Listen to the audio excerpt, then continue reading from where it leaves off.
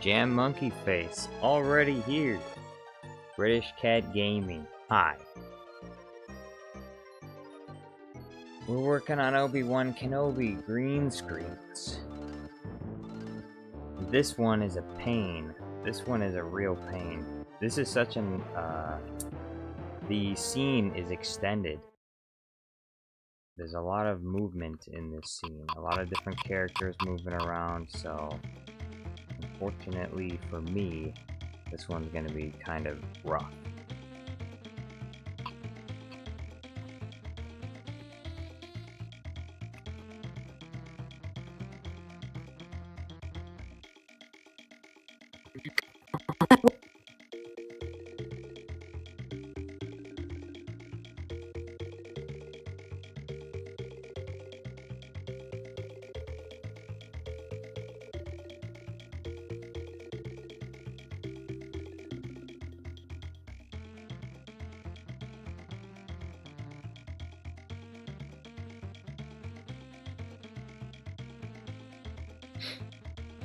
How's everyone doing? Wolak, hello.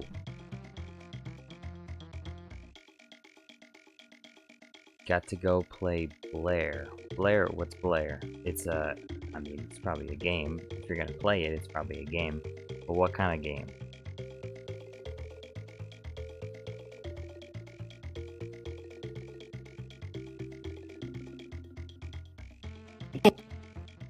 Jango, welcome back.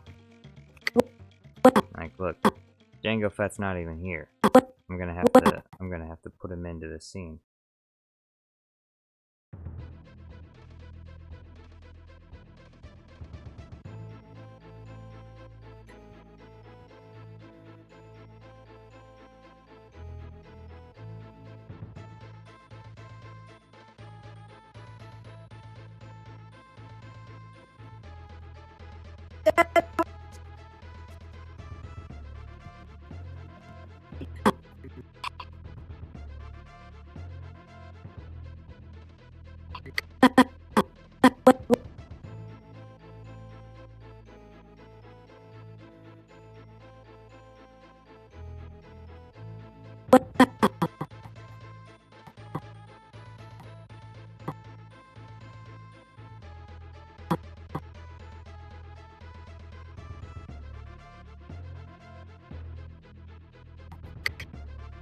Jam Monkey Face says, onions have layers, ogres have layers. True, Jar Jar has layers too. He's not a one-dimensional character. Melon Playground Guy, hello. How are you today?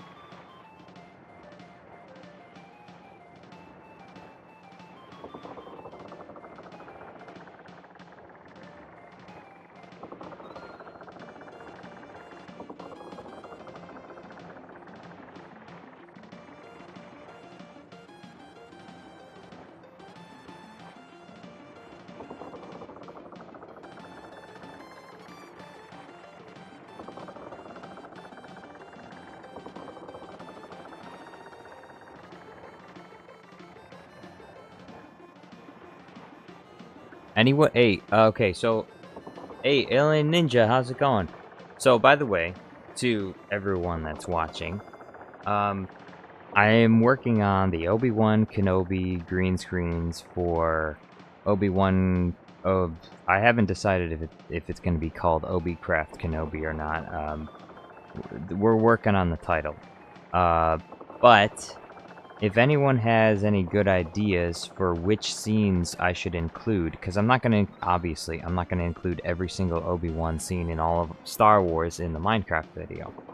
So, if you have any good ideas, I would appreciate it if you posted it in the chat of which scenes I should use in Minecraft and how I should apply them. You know, if Obi-Wan Kenobi says hello there, which Minecraft mob should he be saying hello there to? You know, stuff like that.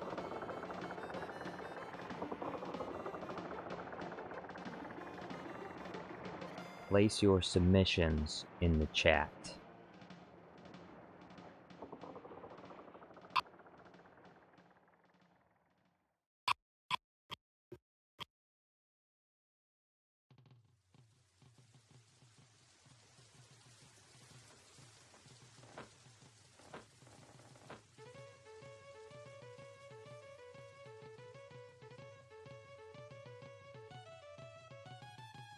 I already plan on doing Dexter's Diner. Super Count Dooku made Dexter's Diner in the Minecraft server that in the Minecraft game that we've been working on. Yesterday he was working on building Camino, so we can have some scenes on Camino as well. But I intend to add Dexter Jetster to this Obi-Wan Kenobi video as well, because, you know, it's his diner, so obviously he's gonna show up in it.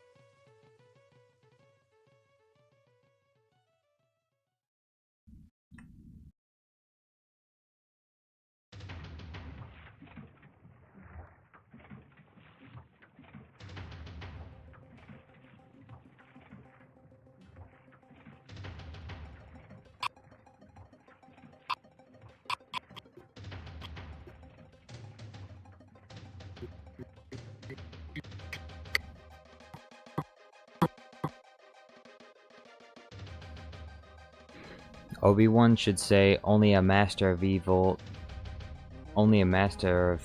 Darth to a wandering trader. Obi-Wan could say hello there to the Ender Dragon, the Warden, a giant horde of mobs in a cave. Well, the Ender Dragon is a no-go for a while, and the reason why is because the Ender Dragon will be the end of the Minecraft series. The video in which the Ender Dragon appears is the video in which the last Star Wars Minecraft video is that I'm gonna make. They're gonna defeat the Ender Dragon. So if you see the Ender Dragon in the video, that will be the end of the video series, of that particular video series. So I'm not doing Ender Dragon yet, but that is certainly a possibility for the Warden. It's a good idea, I think, because he can, once he says hello there to the Warden, obviously the Warden can get angry, and then Obi-Wan can stupidly say to him, "Your move," and then the Warden can go smack him in the face, knock him over, and then Obi-Wan will die to the Warden. So I think that's a good idea. That can work. That can fit very nicely. I don't really think the hello there line can fit with a lot of other Minecraft mobs as well. Perhaps maybe to pillagers, perhaps like a tower of pillagers he could show up, and so that could work as well. But the warden is a good option.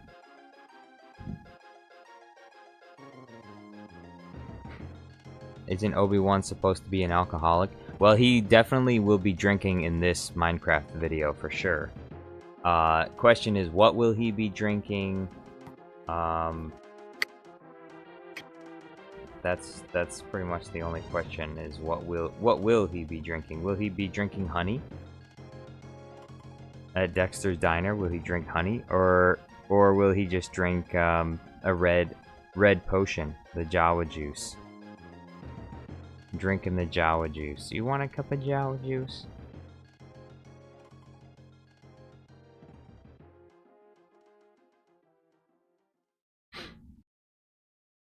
NASA 651 says, hello there everyone. Hey, how's it going?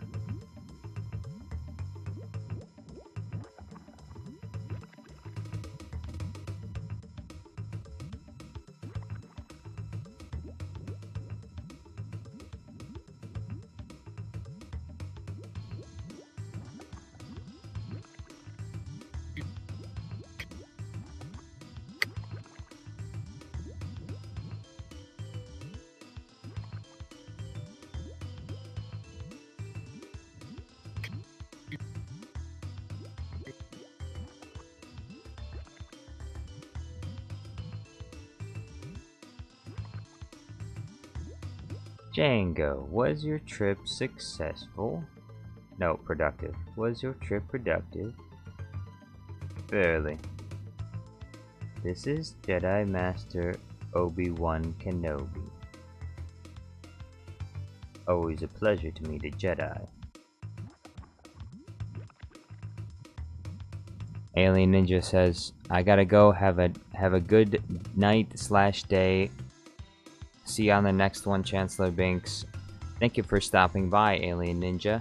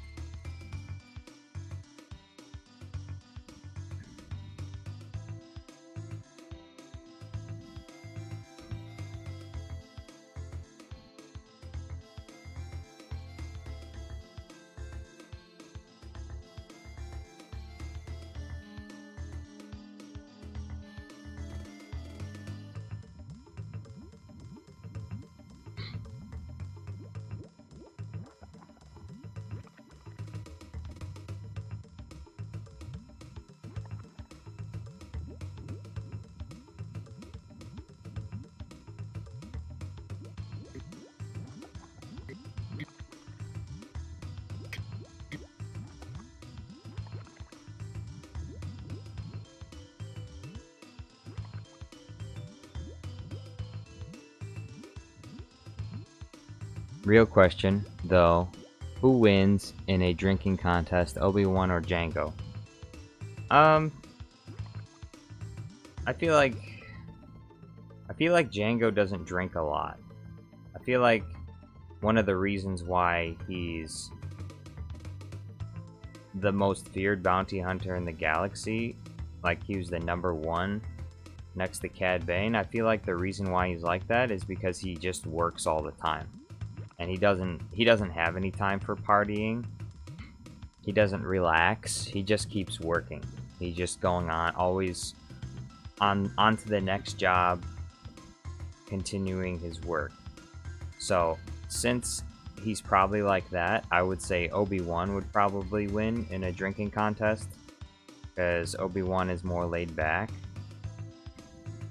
But I think Jango Fett wouldn't do real well with drinking a lot, because he's probably not used to it. That's what I think, because Jango Fett he's a man about his business. He's just a simple man trying to make his way through the universe, and he doesn't have time for partying and drinking. Now his son Boba, on the other hand, well, he probably does a bit of that at Jabba's palace, but I don't think Jango had time for that. And the only reason why Boba would be more of a partier is because Boba Fett lost his dad early on, so he lost his father figure, and so he ended up being less disciplined than his father. Still a very feared bounty hunter, but not as dedicated as his father, though, I think.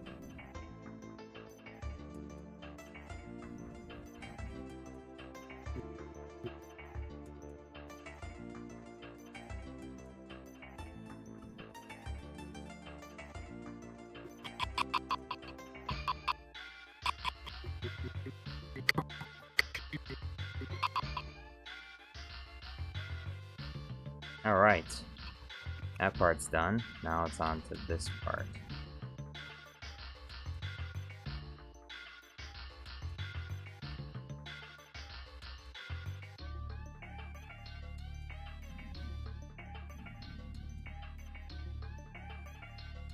Boba was freeloading at Jabba. Well, I wouldn't say he was freeloading. He definitely wasn't freeloading. He was working. But Jam Monkey Face says, when do you think the Obi Wan video will be finished? Well, Obi Wan video I have barely begun to start on. I haven't even decided all the things that I want to put in the Obi Wan video yet. So it's hard to say. When will the Obi Wan video be finished? I haven't even decided what I want to green screen for the video yet, so. And right now, I don't know if you can see it or not, but HitFilm Express is not responding right now. I'm having issues here. It's not loading.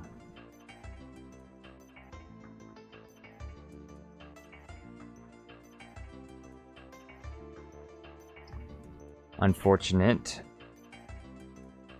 but I saved my progress, so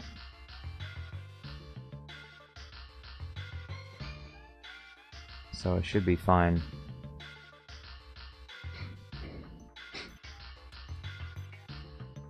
Unless I didn't save my progress.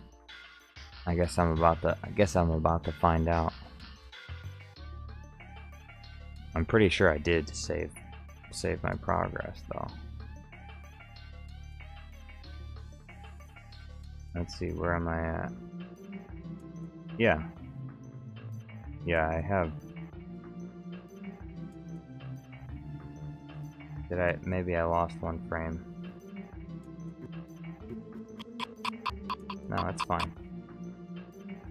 No, it's fine. It's this right here. Hopefully it works this time. I'm just gonna delete it.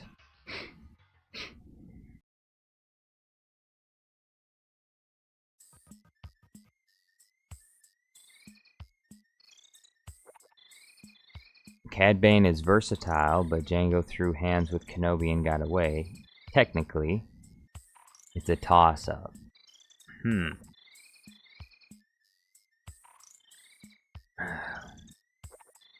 Yeah, it's, well, I would say Cad Bane's in the same category as Jango. I don't think either of them could win a drinking contest versus Kenobi. I think Kenobi would have them beat.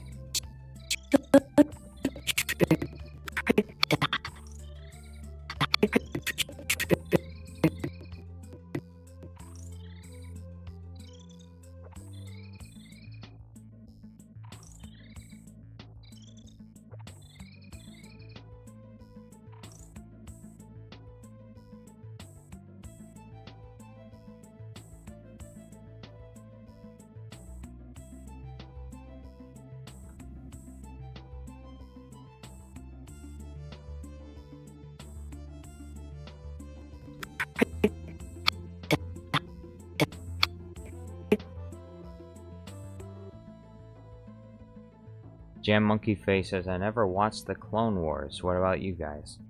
I've seen the Clone Wars once in full, and then I've rewatched a bunch of episodes for editing purposes.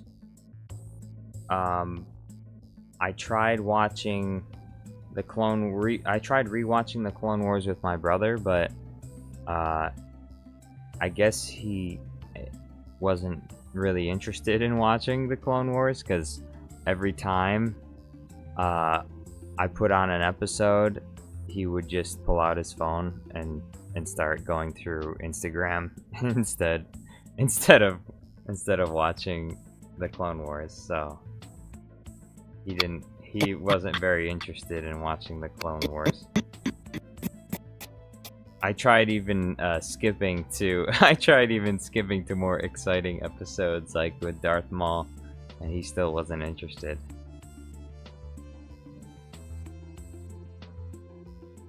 Clone Wars Season 5 is the best season out of all 7. Yeah, I would agree with that. The Darth Maul arc is the strongest part of the Clone Wars, I think.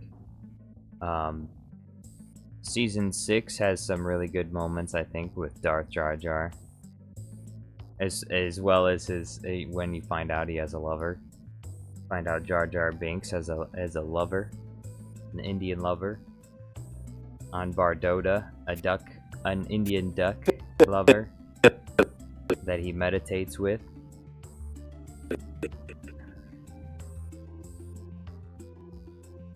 And then Season 7 is the only parts in Season 7 that are really good is with Ahsoka and Darth Maul, obviously. The episodes with those two mechanics, the broccoli hair mechanics, those two girls, they're useless characters. They could just not have shown up in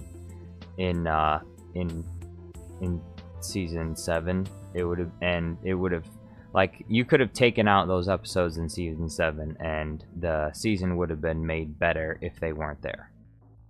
That was the worst aspect of Season 7. They had no reason to add that. It was just garbage, boring episodes. No one needed to see them. No one wanted to see them, and no one cared about them. And then they brought them back in the Bad Batch. What a mistake! Like, are these the best that the best characters that Dave Filoni has to offer us? Kind of disappointing. Nicholas Porter says, "Did you like the Kenobi and Boba shows?" I liked Boba Fett up until the 3rd episode, and I hated every single episode of the Kenobi show. I hated every bit of it. I hate it so much that in my opinion, it's the worst piece of Star Wars media I have ever seen in my entire life. Out of all of the movies, TV shows, the Kenobi show tops it as the worst of everything. But it's in a category of being so bad that I in some ways I don't think there's even anything like about it that makes me like it. Too much of there's plenty of empty, padded out runtime in the Kenobi show. That's one of the issues. It's a very common issue in a lot of Disney Star Wars shows, is they just waste your time with totally useless things. You know, there's a way you can do an isolated character doing things like in a montage, or, you know, there's a way you can do storytelling in a faster way so that you're not spending 40 minutes watching someone walk around in the desert. Okay, I get it. His life is mundane after, you know, he's living on Tatooine, but you don't need to show every minute detail. And if you do, you can compress it. You can show more with less. You don't. And when I watched Star Wars Theory's stream about the original script for the Kenobi show, and they should have done that. When I heard about like the original plan for the Kenobi movies, because I think they were going to make a trilogy. I said that that would have actually worked. That would have been cool. But I don't know, it was just so, the show is just so disappointing. There was nothing that was hyped up more because everyone wanted to see Ewan McGregor and Hayden Christensen return. You know, even if they didn't go for the missed opportunities, were just so, it's just so insane how much they totally missed. Like, they could have, the things that they could have done, they just chose not to do it. The Kenobi show, it was easy money. You know, they, because they had Obi-Wan and Hayden Christensen, well, if they could get their de-aging technology working, okay, the entire show could have just been Obi-Wan on Tatooine reflecting on the past. And people would have liked that. People would have loved that show if it was just him, like, having flashbacks to the Clone Wars and remembering the things that, you know, built up to Anakin's fall. That would have been interesting to see. Unfortunately, because Disney, I guess, didn't spend any money on de-aging the actors, they look like they're 40 years old when they're supposed to be 20 years old. I honestly, I'm so sick of that. Like, that, when I saw that flashback, I was like, okay, this is cool, but I am sickened by the fact that they couldn't bother to de-age the actors. We know this is a flashback from Attack of the Clones. I know what Anakin looks like in Attack of the Clones. And YouTubers with iPhone filters were able to make him look younger the day the episode came out. And I'm like, how can you spend $25 million on each episode and you don't have time to de-age Hayden Christensen for a single scene where he duels Obi-Wan in before Attack of the Clones starts? It's just so retarded. Like, how can you be? It's like that. That's another rant, but that's even beside. There's so many other egregious and awful things in the Kenobi show that are just so disappointing. It's a never-ending. It's like a bathroom that's covered in shit everywhere.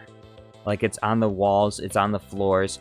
I can start to explain to you how dirty the sink is, but the floor is dirty, and the toilet is dirty, and the shower is dirty. Every single aspect of the Kenobi show was a failure. It was the worst piece of Star Wars media I've ever seen in my entire life. Okay? Now, the Boba Fett show, there were things about it that disappointed me. But I didn't absolutely despise it in the same way. You know, I would say the Boba show, despite its flaws, is all around, like, in some ways, kind of mindless fun. Like, at least Boba Fett blows some things up, and, you know, it's kind of goofy. But the Obi-Wan Kenobi show, and this is another issue, is the sequels may have terrible writing when it comes to, you know, when it comes to the storyline. The writing may be terrible for the sequels, but the fact of the matter remains, the sequels come after all of the movies that George Lucas made. And so the sequels don't interfere with the canon storyline, which was created by George Lucas to begin with, because they come after. And so you can, in your mind, you can just put aside the sequels and say, well, I'm only going to watch episodes 1 through 6, and we're going to stop there. It's easier to, you know, to compartmentalize the sequels and set them aside as extremely expensive fan films. But the problem with the Kenobi show is that they set it dead center in the middle of all of, like, the canon timeline of Star Wars. They put it right in between the prequels and the original trilogy. and they retcon not only the prequels, but they retcon the original trilogy. And so that's another reason why the Kenobi show is so egregious. Like, Princess Leia, never, ever, ever, and I don't care what kind of excuses people try to come up with, Princess Leia never, ever should have met Kenobi under any circumstances in the Kenobi show. It never should have happened. It is made very obviously clear in A New Hope that Leia she has never personally met Obi Wan Kenobi. She doesn't know who he is. She's only heard about him from her father. Years ago, you served my father during the Clone Wars. Not years ago, you rescued me from kidnappers. That's not what she says. She said, years ago, you served my father in the Clone Wars. She heard about him from her father. And then when Obi-Wan Kenobi gets chopped up by Darth Vader and disappears as a Force ghost, Leia is standing right there watching it happen, and her reaction is nothing. She does not react in any way whatsoever in A New Hope. Why? Because she doesn't know who Obi-Wan Kenobi is. She has no emotional connection to this character because she doesn't know him. And that's why she doesn't care when he dies, because it doesn't matter, because Luke knew who he was. Okay? But not Leia. Leia didn't know who he was because she never met him. So the entire Kenobi show just shouldn't even exist, because it meddles with the first film. And that's a problem. But Book of Boba isn't too bad. I would say episodes 1 and 2, they were off to a good start with Boba Fett. Also, the idea to introduce Cad Bane into the show was a good idea. Unfortunately, they didn't lay the necessary groundwork in the show to make him the main villain. Instead, they just made him appear at the very end, which was a mistake. They should have at least hinted at him returning in some way, or like showing up in the show. They should have hinted at it. They could have very easily done that with, flashbacks with Boba Fett. Have a young Boba Fett, dueling Cad Bane, like that one Clone Wars deleted scene. They could have done flashbacks like that to hint at the audience without telling them directly that Cad Bane was going to show up. You could set the stage for him to be in the show. But they didn't do that. Instead, he just shows up at the end for no reason. And then they added the Hutts in, and I thought they were going to do something with the Hutts at first, but then they didn't do anything with the Hutts. And so the reason why Boba Fett show wasn't very good was simply just because of how disjointed it was. And then also, of course, the biker gang is the most obvious mistake. I have no idea what they were thinking when they added those goofy-looking cyberpunk bikers. It's Tatooine. It's a desert planet with Tusken Raiders and Jawas. Okay, it's not for Coruscant cyberpunk freaks that are modifying their bodies by adding robotic parts to themselves. And what a terrible planet to do that on. They're on a desert planet with lots of sand. That is the worst place you could possibly be to try and put metal parts into your body. Make yourself a droid on a sandy planet is a massive mistake. Who honestly would think that's a good idea? But I guess that's because they're kids, and kids do stupid things on Tatooine. So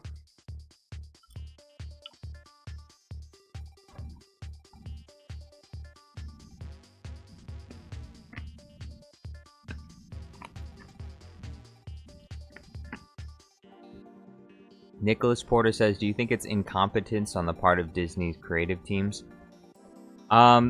It's a combination of incompetence and also maliciousness. The people that are in charge of these teams have a specific political agenda, and they hate the fan base because, you really have to, just to lay it out simply, franchises like Star Wars are the primary demographic that they appeal to is not women, it's men. Most sci-fi buffs and people that are into sci-fi are men. Your primary customer base is men. It is not women. Women don't care about sci-fi. They don't like sci-fi very much.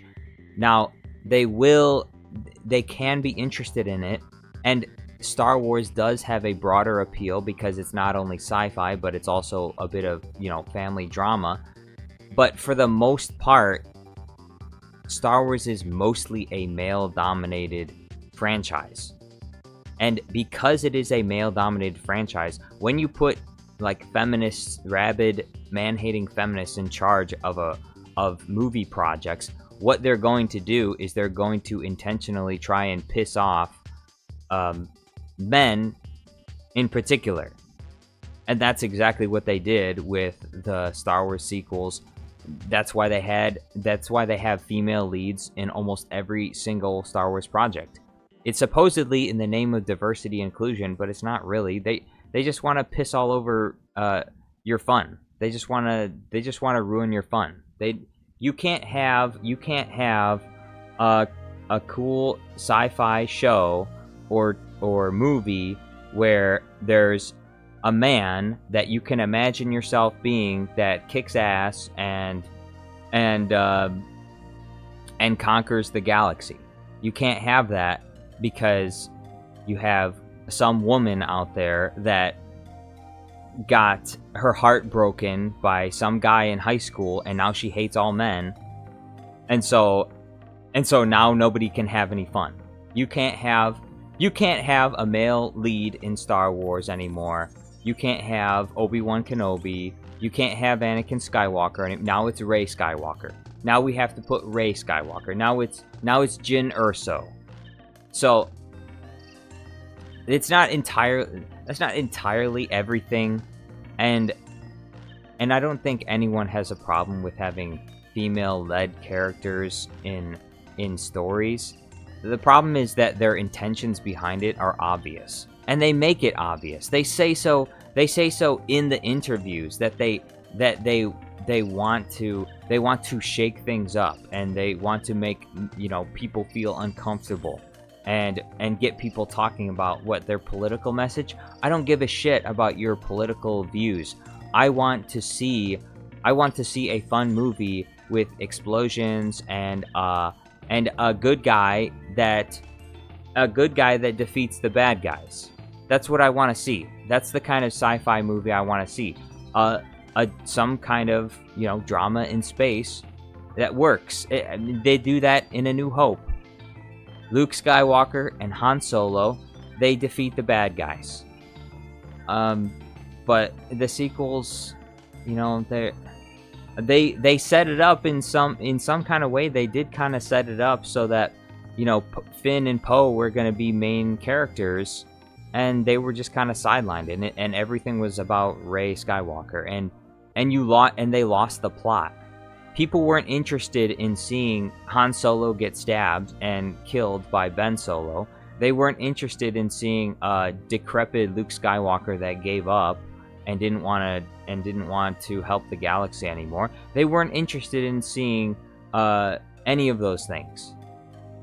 And so they failed. And they failed because of that malicious behavior. Feminists, I don't care what people say, the vast majority of talking heads in the quote feminist world hate men. They just straight up hate men. And that's not how you build good relationships. That's not how you create a society that everyone wants to live in. You can't do that by hating one particular, like half the population is men. You can't create goodwill and kindness between the sexes by having media that just shits all over men. That's not helpful. That you're not helping anyone. And I don't think men hate women at all. I think that men love women. which is why they work so hard to create the society that exists around us, to take care of them. But like I said, you know, one girl will have her heart broken in high school by some guy out there, and now she hates all men. You know, oh, she heard about, you know, some man in the 1500s that beat his wife, and so of course now all men are trash. This kind of indoctrination is not helpful for society or anyone. And so and those are the kind of people that are in charge of Star Wars. People that just hate, they just hate half a gender. And they pretend like they don't, of course. They pretend like they don't. They say, "Oh no, it's about equality." It's not about equality. It's just about hatred, bigotry against men, against males, unbridled hatred. Look, we replaced your hero, your main hero, and now it's not a man. Now it's a woman. How do you like that? How do you like that, Star Wars fans, which are mostly men, who want the hero story of a man saving a woman, saving the galaxy? Why? Because men love women. So they like a fantasy story where they save women because they like them. And in some twisted way that's interpreted as men hating women, which is ridiculous. So it's nuts. Star Trek handled it better in Picard. Gene Roddenberry wanted Star Trek to be very diverse even back in the 60s. I never watched Star Trek Picard, but that Picard. I was thinking, for some reason I was thinking Next Generation. I was gonna say I never watched Next Generation, but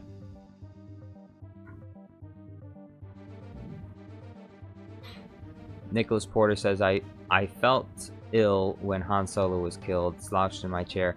Yeah, it was unnecessary. Like I said before, they had no reason to kill him off the way that they did. He literally, in the sequels, he literally could have died of old age. He could have been happy on his deathbed with Princess Leia at his side. They weren't divorced, they didn't separate. He's old, and he passes away in the same way that Yoda does in Return of the Jedi. They could have killed him off like that, and that would have been a good ending for him. He fought to save the galaxy, and now he's surrounded by his loved ones. You know, and he passes off the torch to the new sequel characters, and he tells them that they need to save the galaxy again, or whatever. I don't know. Whatever they did, they didn't have to do it. They didn't have to kill him the way that they did, but they chose to. And Wild the Hedgehog says they killed him because Harrison Ford didn't want to play the character anymore. No, that's not... Like I said, they didn't have to kill him the way that they did. They could kill him off, but they don't have to kill him off in that way. They could very easily have just had him die of old age. There's no... Like, he could have been like... You know how... In the third one, in The Rise of Skywalker, Billy D. Williams' Lando character...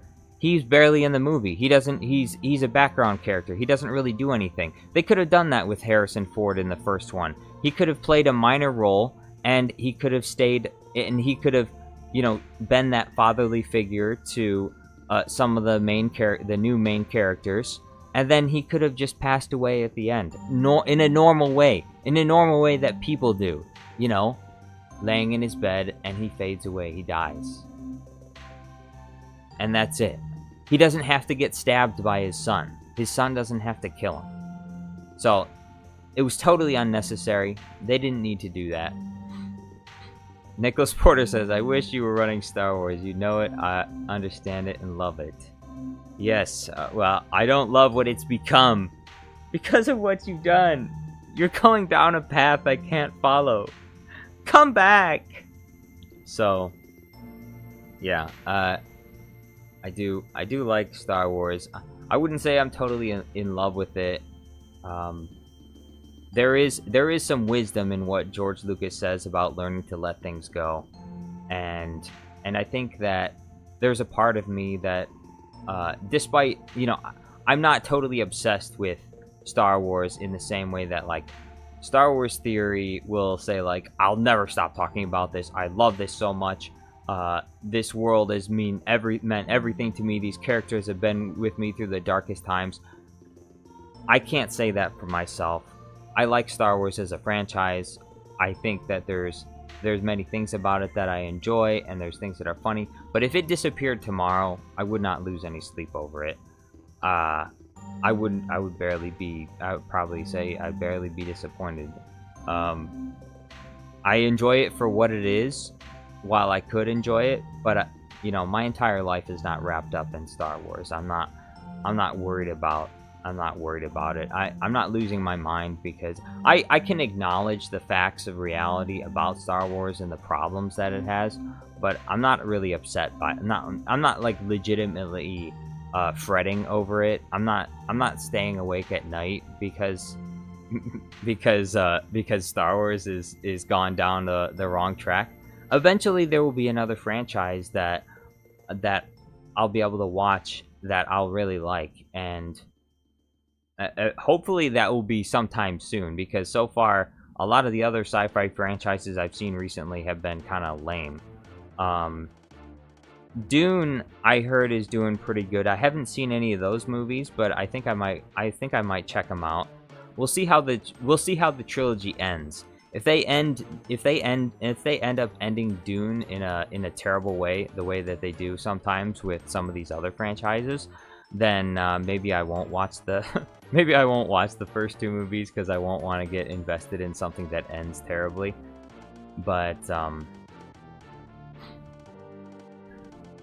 and also with this YouTube channel, I kind of want to make my own stuff as well.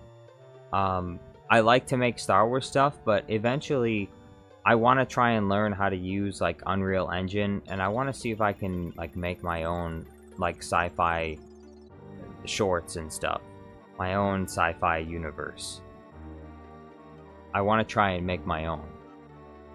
If you've ever seen any of those like those animated Halo movies that people make online, or the Astartes project from 40K that ended up getting shut down, that inspired me to want to make, like, I want to make my own stuff that's kind of similar to that, but obviously not of a copyrighted franchise, like stuff that I make up for myself, my own thing. I want to create something of my own, and but I'm not there yet. I haven't. The first thing first is obviously I need to get a better computer, and so that's like the first step. I need to get a computer that can handle rendering like higher quality 3D software. So I want to start with that first, and then also the YouTube channel itself needs to be making more money, so that I can actually spend more time like working on this stuff. Anyway, but yeah, that's where I'm at with that. Nicholas Porter says, the one thing I wanted from Disney Star Wars was actual badass Jedi Master Luke Skywalker. Exactly. That's what people were hoping for. That's what they were expecting. And Disney knew what the fans expected, and yet their executives still greenlit this film. There is no way that a higher up executive can look at the Star Wars franchise and watch the sequel movies and say, yes, this is what audiences will be excited to see. They'll be excited to see characters that they love disgraced and spit on. This is what audiences will like to see. These people did it on purpose. They did it on purpose because they don't care. Because they don't actually like Star Wars. The people that, you know, are heads of these projects don't actually like Star Wars. I imagine maybe there were some people that had some kind of grudge against George Lucas because he was independent and he didn't listen to executives in Hollywood and he did his own thing. I'm sure there's probably some people that maybe would like to see his franchise crash and burn, and they were willing to spend lots of money to do it. That's extreme. That's extreme conspiracy type stuff. That's crazy. But I don't understand how you can look at something like a franchise like Star Wars and actually think, after, you know, they have pre-screenings of these movies. You're supposed to watch a film, and then you're supposed to go back to the director and say, yeah, oh, that was a really good film. Or you're supposed to say, well, there's some things in this film that I think most audiences won't like very much. I think perhaps maybe you should change some things in this film. We should do some reshoots. They didn't do that. It's so insane. It is so insane to me that they didn't see The Last Jedi and say, this is a no. This is absolutely, you cannot do the things that you want to do. We're getting a new director for this movie. They should have.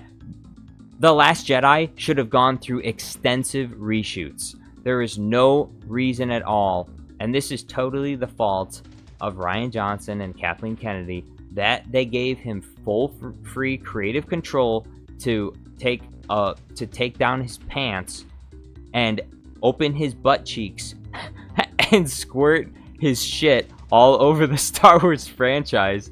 It's totally unacceptable. It's so ridiculous. Jam Monkey Face says, good night, Jar Jar. See you on the next stream. Hopefully you'll get some ideas for the Obi-Wan video. As always, Jar Jar Wink supremacy. Thank you very much. Yes. Yeah. So that's, I mean, The Last Jedi is simultaneously the worst Star Wars movie ever made and also the best Star Wars movie ever made because of how awful it is. Luke drinking the titty milk from the seaside monster, that giant seaside whale thing. Rey staring at Kylo Ren with his shirt off. The Last Jedi is full of surprises. Princess Leia flying through space. Simultaneously the best and worst movie of all time. Well, when it comes to Star Wars. How? Why? Why did they do this? They did it on purpose, because they hate you. They said, Star Wars fans, we hate you. Let's make something that we know you'll hate. Guess what? Hey, the Force is female. The Force is female. Deal with it. Loser. Deal with it, incel. Hey, can we have something, please? Can we have anything? Can we have anything? If the incels can't have pussy, can we at least have a movie that we like to watch? If we can't have sex, can we at least have some movies that we like to watch? Is that too much to ask? Can we dream about being a superhero? Is that too much to ask? It's so ridiculous. They're like, no, you can't have anything. Actually, you can't have anything at all. We're taking everything from you. You can't get a girlfriend? Too bad. Guess what? You can't have anything at all. Jar Jar, are you drunk? Yes. No, I'm not drunk. I do not condone drunkenness. I'm drunk on life.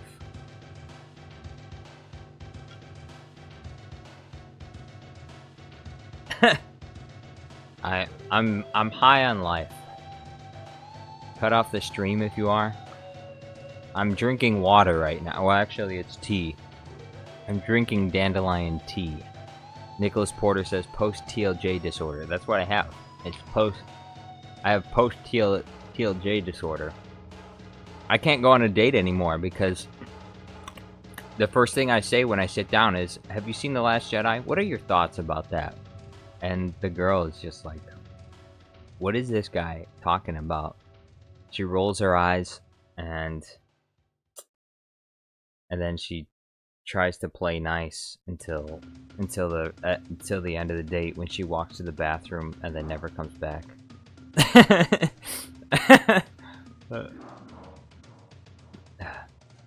The Last Jedi was the first sequel movie I saw, and it was rough, especially because I remember seeing episode 3 in theaters. Yeah, actually, I was too young at the time, so Revenge of the Sith was the only Star Wars movie I saw in theaters. I didn't see Attack of the Clones or The Phantom Menace in theaters. And then I learned about The Phantom Menace being in theaters too late this year, and I didn't have anyone to go with, so I ended up not going, but I think it would have been a pretty cool experience. I have friends. Okay, look, I have friends, but most of my friends are not really into Star Wars, so no one I know would have been interested in going to see, you know, The Phantom Menace with me. Okay, so it's not my fault. Just my friends. Most of my friends are just not Star Wars fans. Okay, so. But I'm not. Look, I'm not a friendless freak. I don't live. You know, totally isolated from people. I promise, okay? Anyway. Episode 3 was my first Star Wars theaters also. Yeah. It was pretty epic. Because Attack of the Clones, I think we had I think it was a VHS, I want to say, of Attack of the Clones. And we would play, and we would skip all of the romance scenes with Anakin and Padme. And we would watch Obi Wan fight Jango Fett, and we'd watch the arena battle, and you know, the movie ended up being like 45 minutes long because we skipped all the scenes that we thought were boring, and we just skipped ahead to all the fight scenes. We went straight to the fight scenes first, and we just kept watching that over and over again instead of anything else.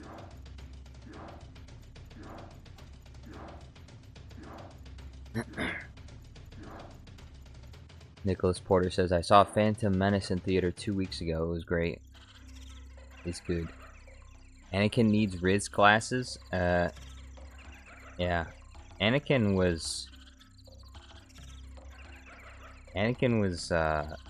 doesn't need...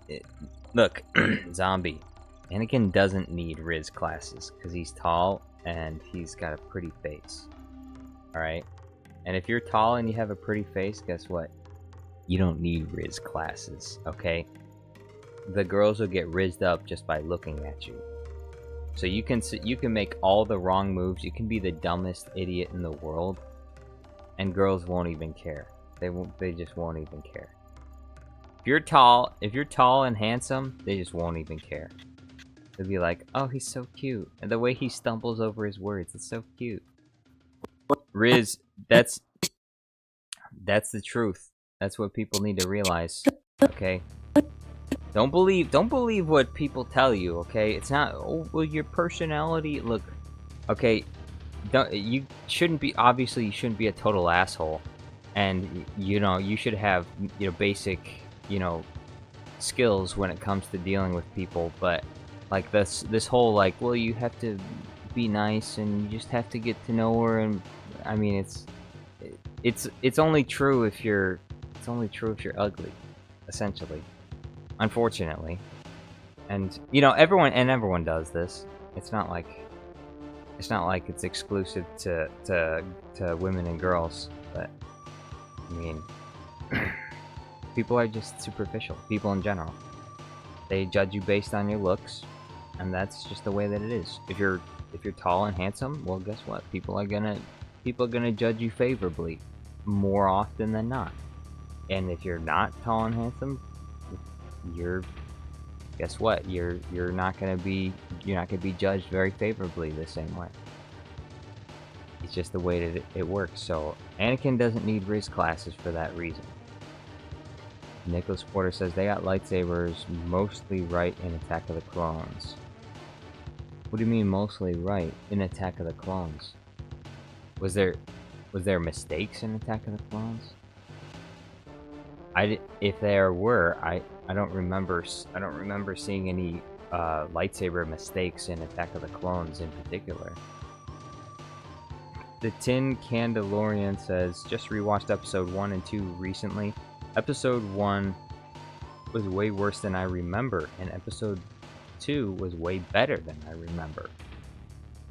I could probably rewatch the prequels right now, and I would more closely rate all of the movies together, because I would say episode 1 does probably have the most scenes that are kind of drag a little bit, you know, like the parts on Tatooine where not very much happens. I mean, maybe it's probably a little bit slow, but there's still a lot of things. There's still a lot of really cool things that happens in the Phantom Menace. The pod race is really nice, and especially for the time, but even now, like the visuals of the pod race still look amazing. It's very impressive what they did with that. And so the pod race and those are the two highlights: the pod race and then the duel with Darth Maul. Obviously, you can pick apart every single choreographed fight, and you can say, well, there's mistakes here, mistakes there, but overall, it's really well done. So, in the Phantom Menace, 9 correctly chose to advance in tight infantry formation and crush the shield generators with sheer force of his advance. When the shields went down, tank and droidekas moved in and caused a massive rout. Very few casualties sustained overall, leveraging the droids' total indifference to initial casualties in the opening stages to set up a quick and total victory. All Gungans captured. Exactly. That's probably the roughest looking part. The roughest looking part of the Phantom Menace is the battle between the droids and the Gungans, because they're almost all CGI characters. And so there's some parts of those scenes where if you look at the background, it's very bland. You can tell it's a computer generated background. So in that's part of the that's the only like rough looking part I think of the Phantom Menace, is that, because it's basically just a giant CGI battle.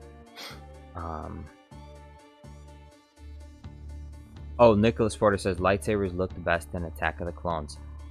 Yeah, I think they looked pretty good in it. They looked good in Attack of the Clones. I think they looked good in Revenge of the Sith as well. I think the prequels in general did a really good job with lightsabers. The original trilogy, obviously, you know, the technology was more limited back then, so I think the lightsabers looked perfect in the prequels. And unfortunately, in the sequels, the lightsabers start to develop problems. And the problems with the lightsabers in the sequels, they end up saturating the actors and the environment with too much light. Too much light. And that problem became exacerbated by the Kenobi show. That's another thing I absolutely despised about the Kenobi show. The lightsabers looked like trash, and they made every single time Obi-Wan was turning on his lightsaber, the entire room or wherever he was turned blue, like 100% blue. Like, the lightsabers were emitting way too much color, and they were saturating everything that they were lighting up to a ridiculous extent. So it was way too much blue. And so, yeah, they failed with lightsabers in the sequels. Now, there are things about lightsabers in the sequels that are pretty cool. Like, of course, Kylo Ren's lightsaber. I think it's a really cool design. Even if it's, you know, on a technical level, it's not technically a correct or good design. It's still really cool. Just like Darth Maul's double-sided lightsaber, in some aspects you could say it doesn't really have advantages, the kind of advantages that it should, because it's not like you're holding a spear, and so you can't, you know, if you hit yourself with the other side, that, I mean, it's clear that like a regular lightsaber has a lot more advantages than a double-sided lightsaber. Like, if you ever watch like those HEMA channels, the like the medieval martial arts channels, they'll go into a detailed explanation for why a double-bladed lightsaber is actually just a disadvantage, just straight up. But it does look cool, which is all that matters. I mean, part of, you know, and that's part of the lightsaber fights, is they're choreographed. They're kind of like a dance. It's, in some ways, it's partially part of the danger, and some of it's partially realistic, but then ultimately it's more about the drama between the characters. Although I guess it could be argued that there wasn't really a whole lot of drama between Qui-Gon and Darth Maul. But they do make up with that for more realistic choreography, I suppose, because they move a lot faster. So the fights in the prequels end up looking really good because of that.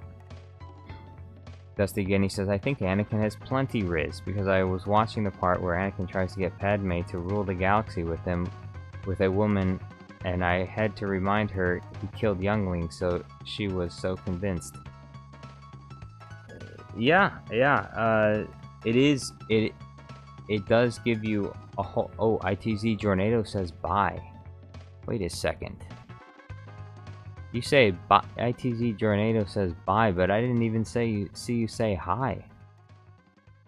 I'm looking through chat right now. I don't even see you saying hi. You haven't even chatted for like 30 minutes. Now you're saying bye? Well, anyway, have a nice day. Executive Sonda said Gungans look awful, but I think the B1s look good, but Droideca's AT-ATs look great. Yeah, the Gungans were definitely the... I mean, and they probably were pretty hard to animate too at the time, so I can understand why the Gungans wouldn't look very good in the background. Like, they used pretty much the same... probably the same, like, Gungan... like, same 3 Gungan models or something. Ezra Banks says Purple Saber was dumb? What do you mean? I think objectively you could say the Purple Saber, even if it technically wouldn't make sense, the Purple Saber follows the rule of cool. And that's one thing that people need to understand, is sometimes your stories don't necessarily have to make total sense as long as they follow the rule of cool. If something's really cool, people will like it even if it's kind of nonsensical.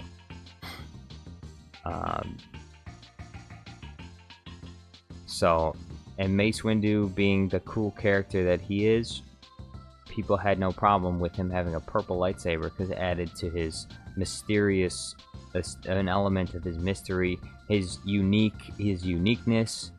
He was on the Jedi Council, but he had a lightsaber that essentially revealed that he was very, very strong in his ability to control his dark side, and so he's able to ride the line between light and dark and not turn over to the dark side, which is his unique power. That's why he's got a purple lightsaber. That's why purple lightsabers are so rare.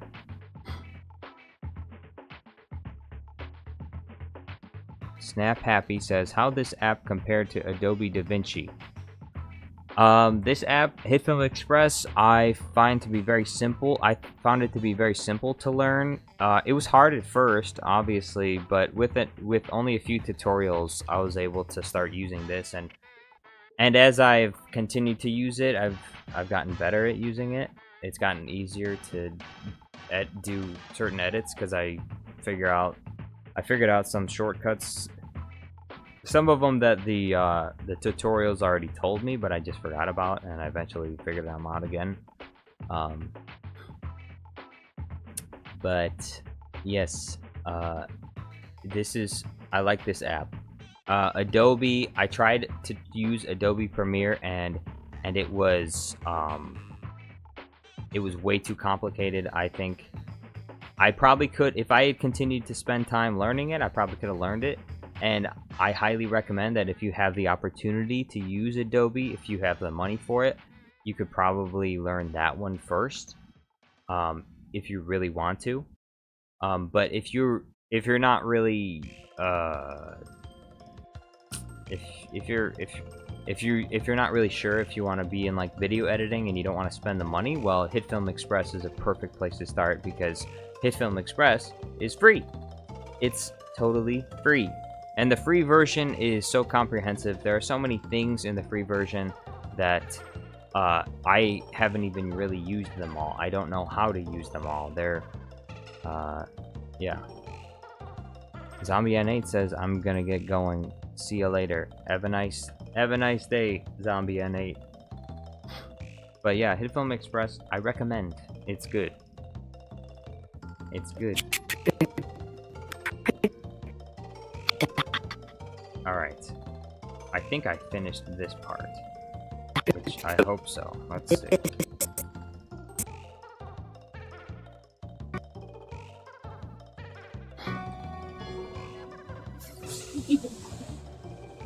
Boba, is your father here?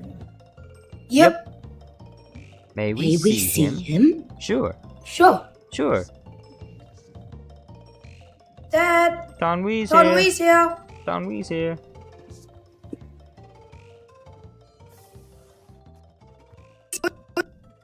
Tonwee's here.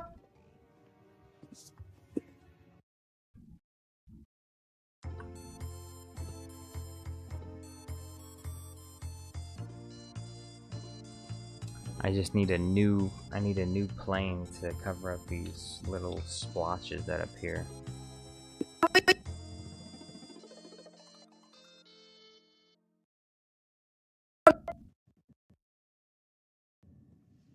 Dad. Tonwee's here. Tonwee's here. Okay, we got a splotch right there.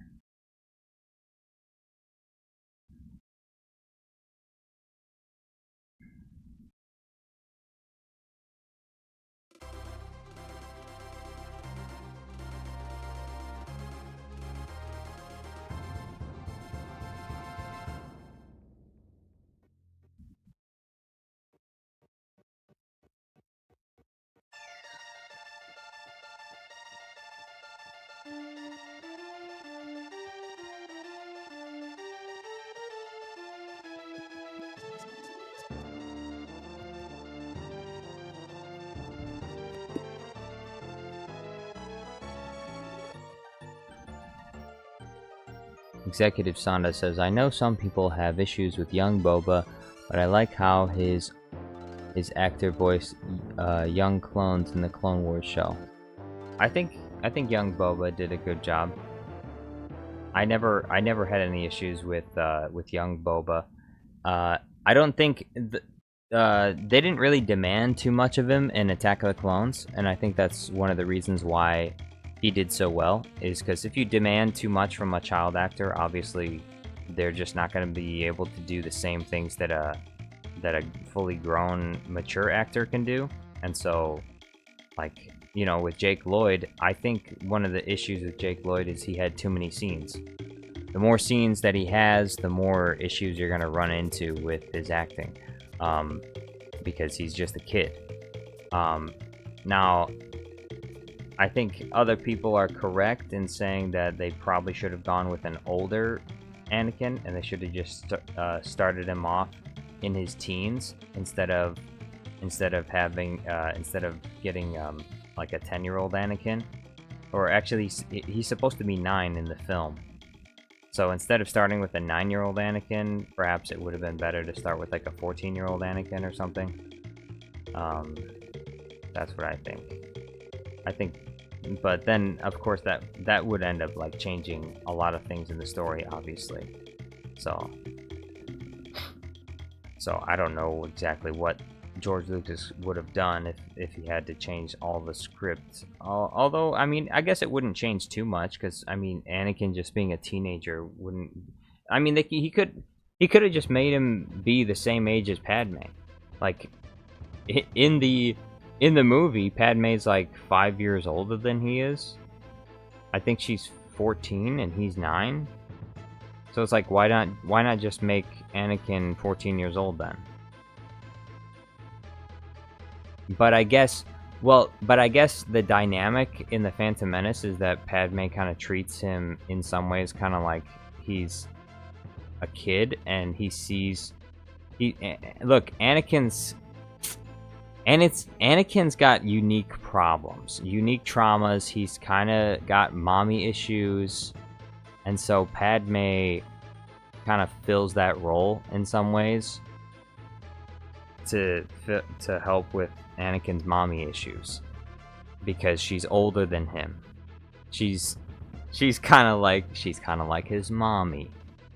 So Anakin's got some mommy issues, and his surrogate, his adopted mommy is Padme. His wife mommy is Padme. Mommy. Mommy, which it is what it is, you know. I'll accept. I'm not entirely against dating a woman that's older than myself, so I wouldn't be entirely against that. I mean, I would say I don't prefer it, but maybe I do. I don't know. I've never dated a woman that's older than myself, so I wouldn't know. Maybe I would really like that. Maybe I would really like that. I don't know. Perhaps I would.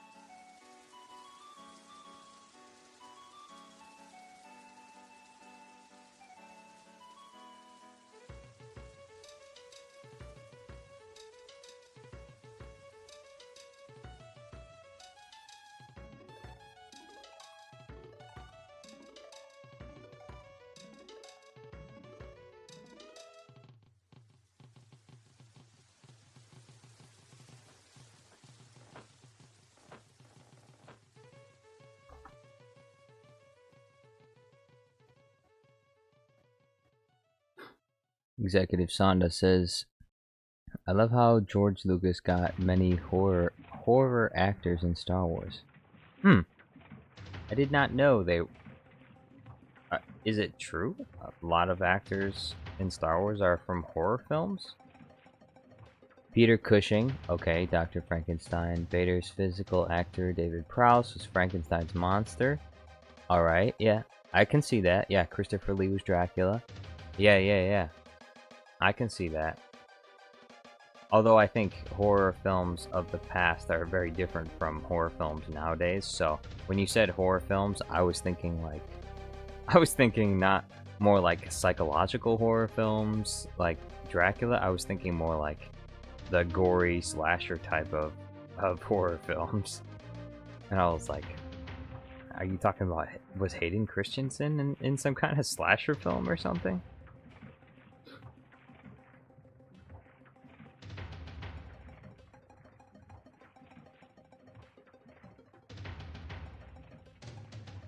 But yeah, Christopher Lee was one of my favorites. He actually reminds me of an older gentleman that I used to know that passed away.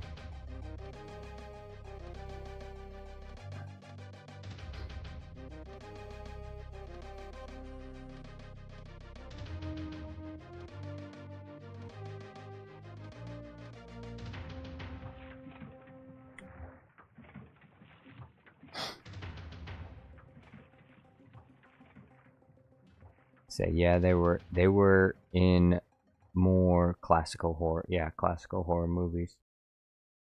Although I would say a lot of the classical horror movies, I don't know if you can actually classify them as horror movies, because the only time that horror movies of that era scared me was when I was a child.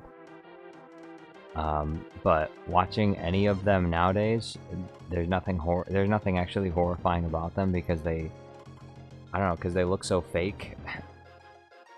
When you're a kid, like, your imagination takes you away, but when you get older and you see it, you can see you can see the fake mask, you can see the guy in the mummy costume. Okay, so it's not really horrifying when you can see the fake set. You can see like the cheap props in the back, because the classical horror films, obviously they have to create all these sets, and they're making them out of paper mache and stuff, so it's just not as horrifying because it doesn't really look real. It's just horrifying to kids.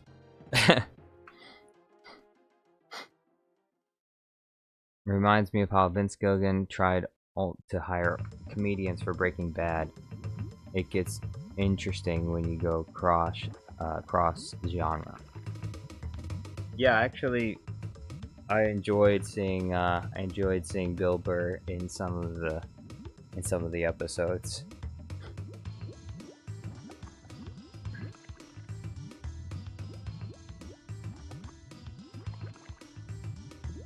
Ezra Banks says he was in some random movie about a guy who can teleport. Yeah, Jumper. Anakin Skywalker was a jumper. He was a literal Skywalker in another film. He was literally able to skywalk. He could teleport through space and time. A true Skywalker. Although I don't know if that movie came after or before Star Wars. I'm pretty sure that came after Star Wars.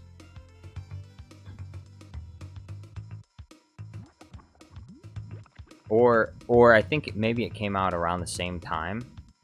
It might have came out, because I remember Sam Jackson was in that movie too, electrocuting him.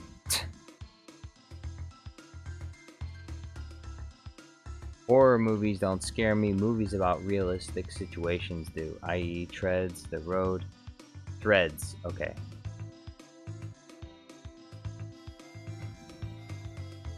Executive Sana said, I've become totally desensitized to horror movies, but horror games can still actually unnerve me. Yeah, I can get scared by horror games. I'm mostly just disgusted by horror movies, but I can actually get scared by horror games. Like watching a playthrough of Poppy Playtime actually will scare me because I'm even though I know I can't get hurt. I know that the person playing it isn't gonna get hurt. But when your character is walking through this vent, and then you hear the noise behind you, and you're like, you have to go. Your character is supposed to like run faster. You have to run faster to escape the monster, otherwise the game is gonna be over. And so they're running, and I feel like when they're playing the playthrough, it almost seems like they're not trying to move fast like they're supposed to. So they keep looking back behind them, and the monster's right there, and I'm ready to scream. Even though I know nothing's gonna happen to me, it's still scary to me anyway. I don't understand it. Poppy Playtime, Five Nights at Freddy's is still a little bit... Well, Five Nights at Freddy's, once I learned all the jump scares, it wasn't scary anymore. But I only watched playthroughs. I never played it myself. And also with YouTube videos, you know how you can look ahead. That's one thing I would do to cheat, so that I wouldn't get scared. Is I would just look ahead, which was kind of a cheap trick. I would pan over the YouTube video to make sure that there were no jump scares coming.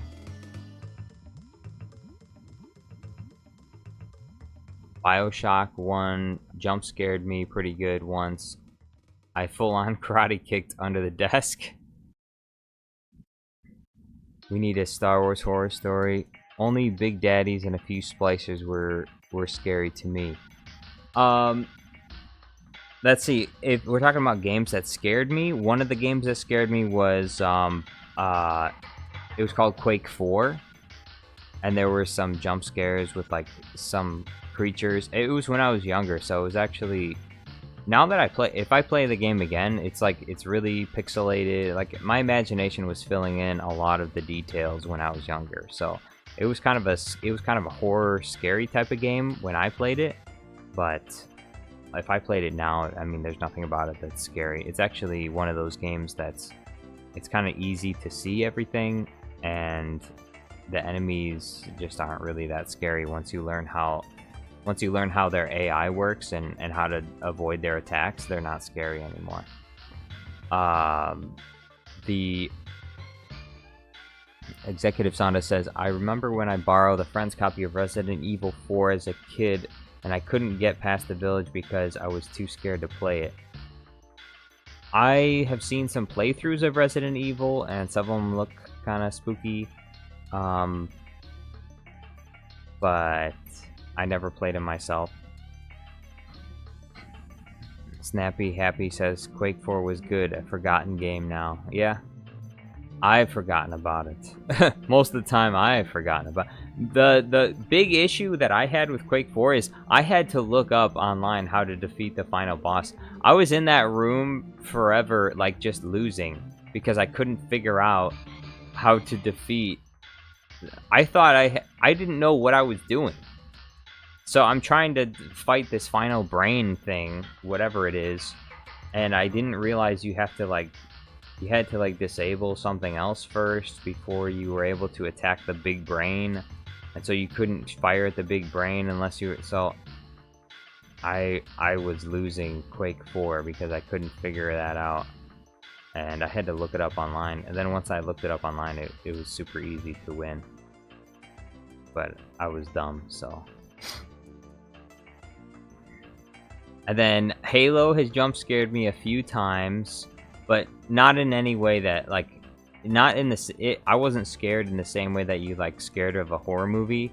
It's more like just like an enemy comes out of nowhere and you didn't expect it, like an elite comes out of camouflage, or a flood is running behind you and your shields are down and you have no more health left except for like one health bar. So I've been jump scared a few times in Halo, but not because it's a horror game. Um, and then I think, I've also been jump scared a few times in Left 4 Dead. I think the one of the most memorable times was I heard a boomer, and it was making sound. Boomer was making sounds.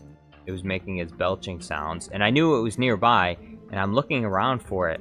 I open the door. There's nothing there.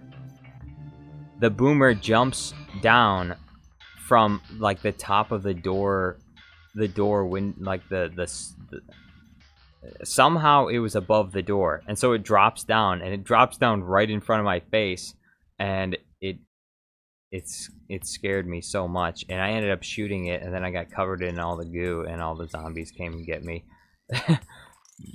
but it freaked me out because I did not expect it to appear right in front of me like that. And I think I've been scared a few times by the witches, but it's different though. Like Left 4 Dead is a different kind of scare. It's scary. It's not the same. It's not the same as like a horror kind of scary. Like I'm not gonna have nightmares about it. Kind of scary. It's more like it's something that you don't expect, and so it scares you. It's a quick scare, but there's nothing about it that sticks in your mind. Like you're not going to the bathroom and then looking behind the shower curtain to make sure there's no boomer zombies or whatever. It's not like that kind of thing. So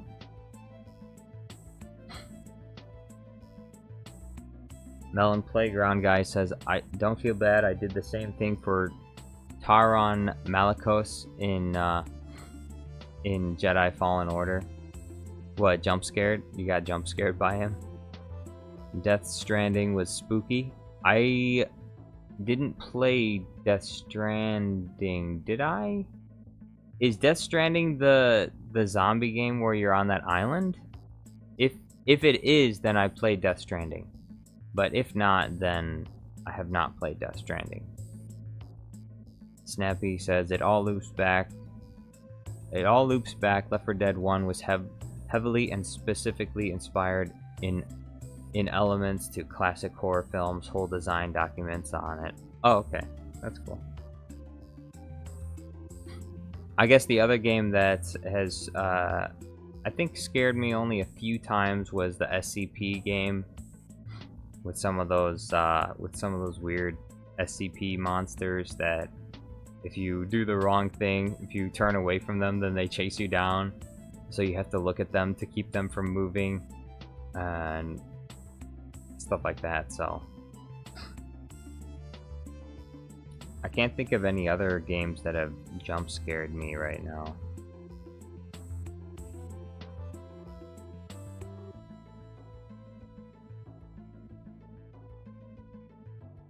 Yeah, I can't think of any other games that have jump scared me. I haven't really played a lot of scary games. Most of the time I'm not really interested in playing scary games, but Snappy says nah, that's Dead Island. Yeah, Dead Island was the thing that I but I played Dead Island in the same way I think that I played like GTA, where I just kind of messed around. I didn't actually I did a few like the quests because I was playing on my brother's account, and I was playing his saved game, so I was just messing around on Dead Island. I really I didn't care what I was doing. I was just running around like beating up zombies and stuff. Death Stranding was about the world being covered in shadow goo or something like that. Hideo Kojima game. Friday the 13th game was scary. I never played Friday the 13th game. Melon Playground guy says I had to look up how to beat Taron Malicos. Malicos. Is that Malicos is the guy with the he's the guy that tries to convert you. Like he wants you to turn to the dark side or something to help him gain power or whatever and he's on the Night Witch's planet, right? Is that Malicos?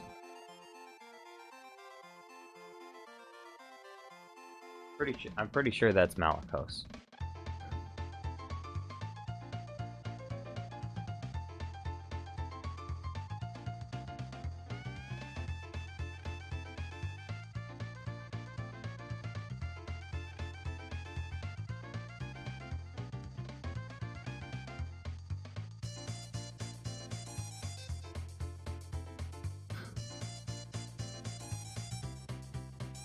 Malakos wasn't that hard to beat in my experience, says TDK Returns.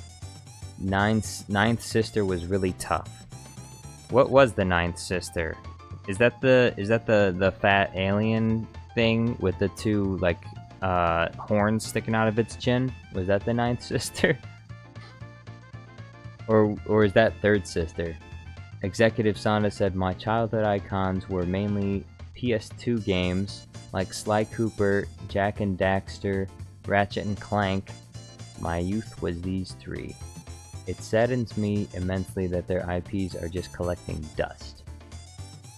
Well, that may actually be a blessing in disguise, Executive Sonda, because if they try and reboot that franchise, there's a good chance that they may end up making it worse by trying to revive it.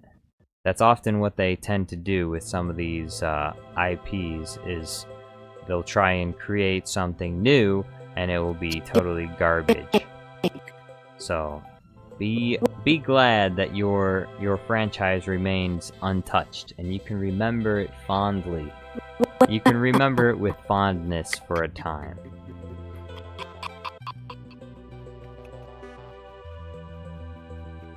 I like things that are good and stay good because they're untouched. People don't mess with them.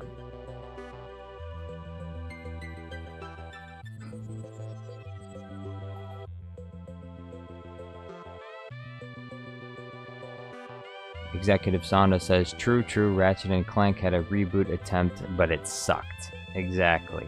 If they tried it again, they probably would fail again. Once you got the original creatives that make something and they do a good job, it's very hard to recapture that. You usually end up only getting garbage. That's what happened with Halo. Bungie handed it over to 343, 343's Microsoft's 343s, and it ended up being trash from then on. Halo 4 was garbage. Halo 5 was garbage. Halo Infinite, I've heard is okay, but its launch, it's undeniable that its launch was trash, and it's been plagued with all kinds of like development issues and stuff. And so that's simply because the people that are in charge of it now have no idea what they're doing. The original creatives that created Halo, there was a team that made it, and I guess some of them were still in 343 during the creation of Halo 4, 5, and Infinite, but I'm pretty sure a lot of them also were gone by that time, and so you're just not going to get the same thing. You're not going to get more Halo games from people that didn't make Halo games to begin with. You just can't hand off franchises. I think we've learned that with, George Lucas handing off a franchise, and now Star Wars is garbage. Some people claimed it was garbage before, but I think that it was objectively, obvious that most of it was good enough that people generally liked it, and now they don't. So same thing goes with all these franchises. If the people who created it first are gone, well, they're gone and gone. You can't really expect it to work out. Has it been has it once been successful yet? Has there been a reboot of a franchise that ended up being as successful or even better than the original? Yet? Has it happened once? Saints Row was the best gangster game, but reboot turned cold-blooded killers into naive, frankly embarrassing college kids LARPing as gangsters. Ha! TDK Return said they ruined Star Wars Battlefront with those a-holes at EA. Yes, they did. Like, Battlefront. Imagine being an executive at EA and not understanding something as simple as, we should add Ahsoka Tano to the Star Wars game that we're making. We should add Ki-Adi Mundi. We should add Mace Windu to this game, because fans would really like it if the character that they liked from the movies was in the game. Imagine being an executive and not having the brains to understand something as simple as, we should add a character that people like into the game. Like, let's make Magna Guards a playable character. It's just, it's it's negligence. Again, negligence. Like, how can you be so obtuse that you don't have the ability to think of such simple things? Things that would objectively make you lots of money. It would make your company a lot of money. People would go nuts over those things. But they're stupid.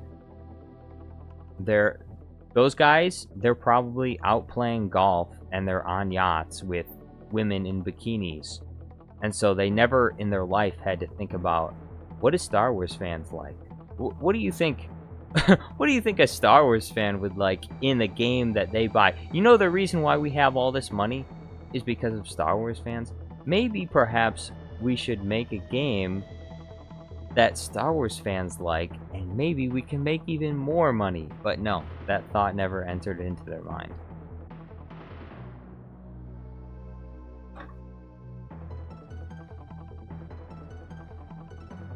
The people in charge of this, they just don't know what they're doing. They can't relate. They can't relate to the average Joe. Like, Joe Schmo. Look, Joe Schmo just wants to play Ahsoka Tano in Battlefront. Is that too much to ask for? EA's Battlefront didn't even have a galactic conquest mode. Exactly. Is that so much to ask for? Can we get a look? Look. Can I get C-3PO as a hero in Star Wars Battlefront 2? Is that too much to ask? Can I get C-3PO? Can I get R2-D2? No, we can only get BB-8. We can't get R2-D2. Can I get who else? Can I get Cad Bane? It's giving trash. Exactly. Melon Playground guy. It's giving trash. Exactly. Can imagine how cool it would be. Can we have Cad Bane in Star Wars Battlefront 2? That'd be cool. Is that too much to ask?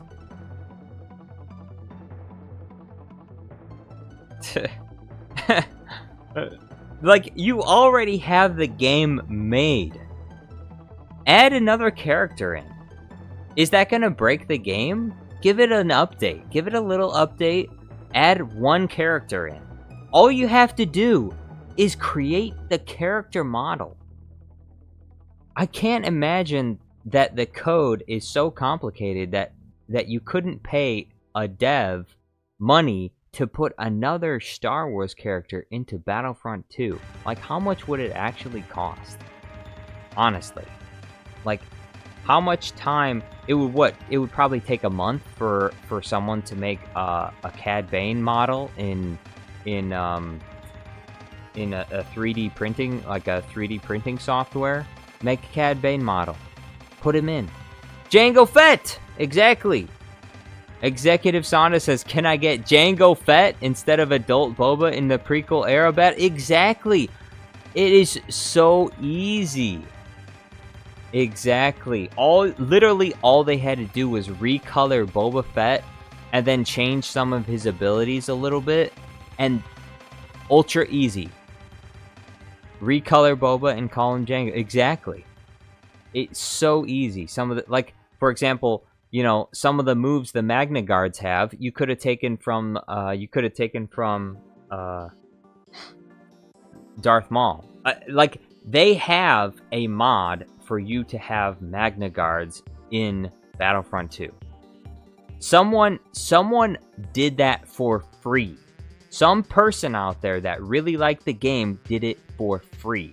Do you think it took them like how much faster could it have been done if if EA just said, you know what, we should add Magna Guards into the game. Magna Guards, executives sitting in the boardroom are like, Magna Guards? What's a Magna Guard?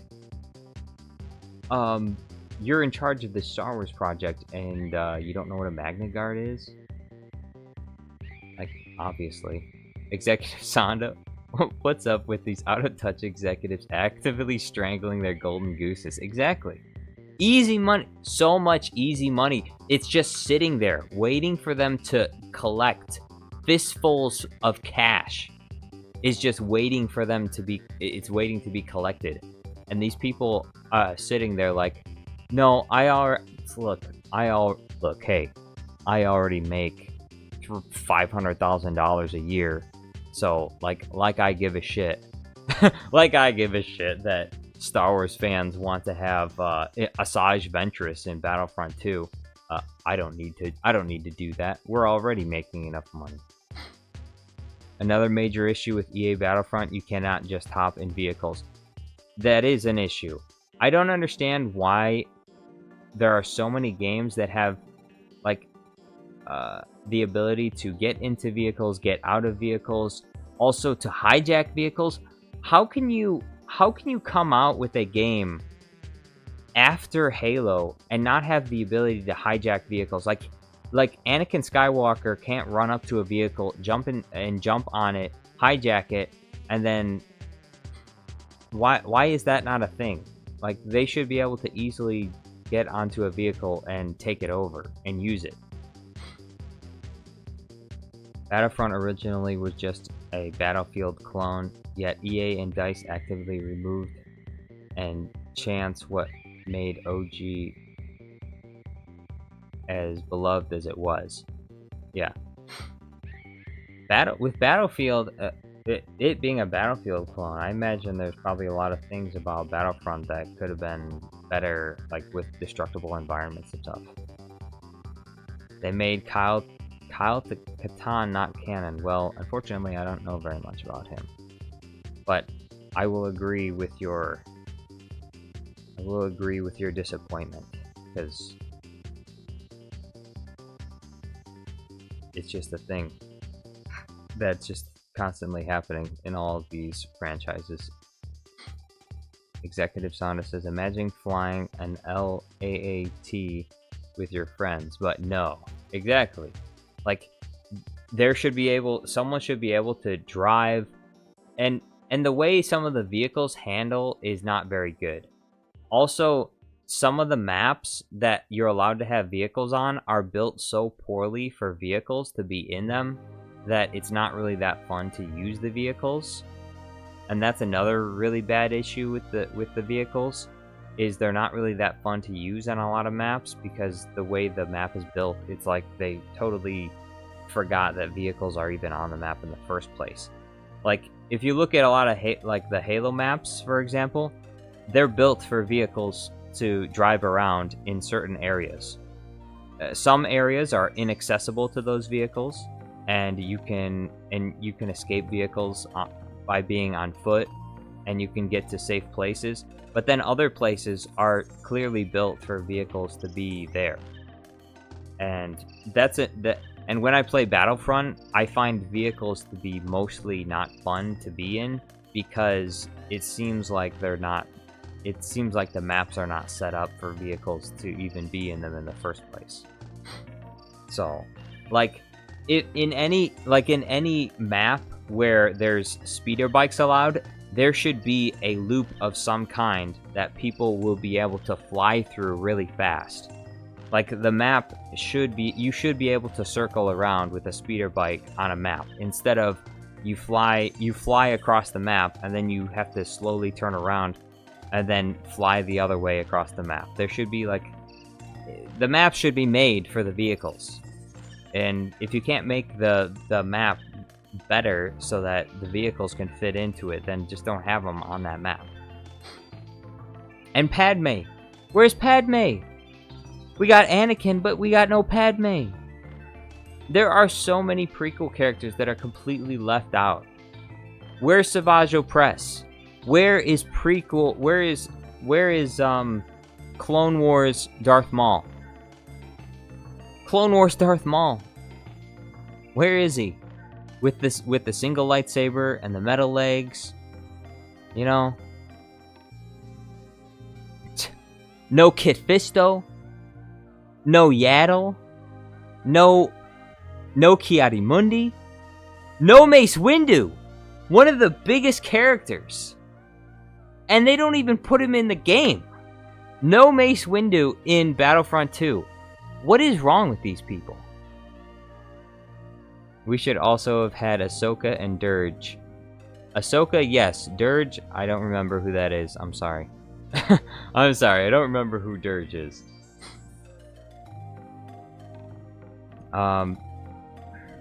Yeah, like, a lot of those Jedi Council members, they should have at least been in there. There are lots of Jedi Council members that should have been in the game. I mean, honestly, is Yaddle that hard? OG Battlefront featured practically every on-scene hero and villain, but just has a couple per faction and calls it a day. Exactly. Lazy. Those people are lazy. And they're lazy because they know people were going to get suckered in, and they knew they could take advantage of the customer by just putting in the bare minimum. So, unfortunately, that's part of the reason why a lot of this stuff is so bad. It's because people allow these companies to put in the bare minimum, and they don't hold them accountable in any way. So, people just need to stop buying the games. Stop buying these games. These games are garbage. These game studios are garbage. Don't buy their games. Buy older games and stick with older games. Buy independent creators games, but don't buy any of these games. These people don't deserve the money.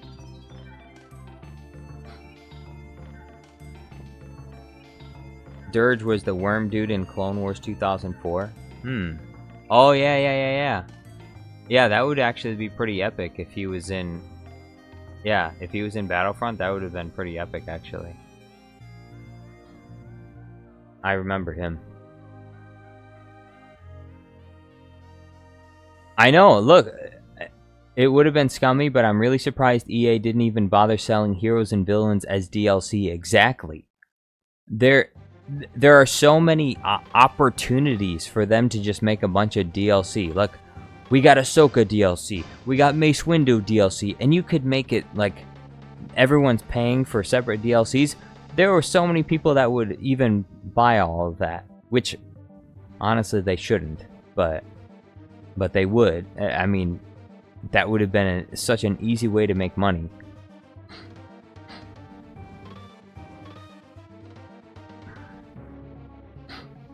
Yeah, EA is greedy as fuck, but in an expansive world with tons of heroes, people want...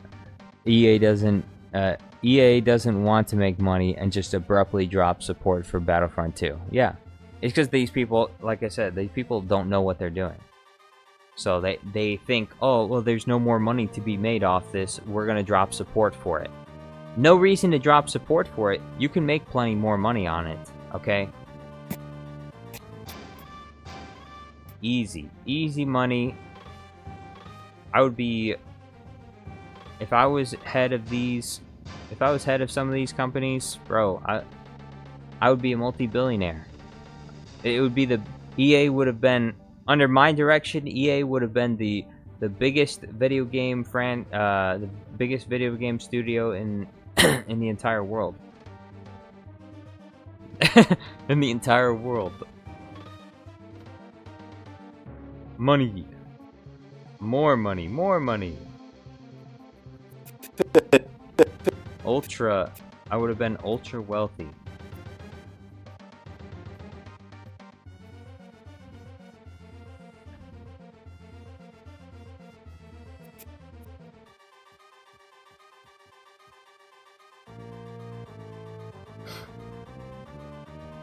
I have a friend who works for them at DICE. Interesting. Executive Sonda says the Bounty Hunters pack for $10. You get Jango, Cad Bane, IG-88, and Salacious B. Crumb. Salacious B. Crumb. How nice. Apprentice Pack. Ahsoka, Ventress, skins for Anakin and Dooku. Exactly. Yeah, Attack of the Clone, like, add a, Attack of the Clones Anakin skin. I mean, if they if they wanted to go all out, they would create, Phantom Menace, Attack of the Clones Anakin, like, in between, where he's Padawan of Obi Wan. If they wanted to go all out, they would make a little Anakin. A little Anakin with a lightsaber.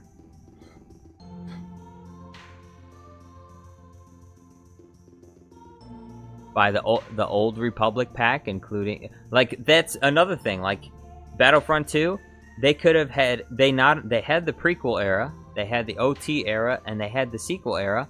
They could have easily added in Old Republic era as well, and there could have been Darth Malgus, Darth Via I can't even say that. Master Black says, well. Hello, how are you? How are you doing today? How goes it? How goes it?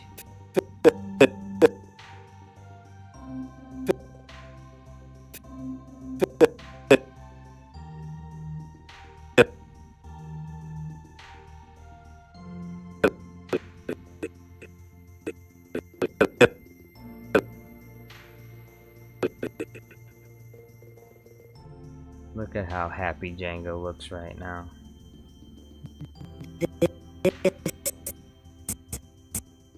Alright!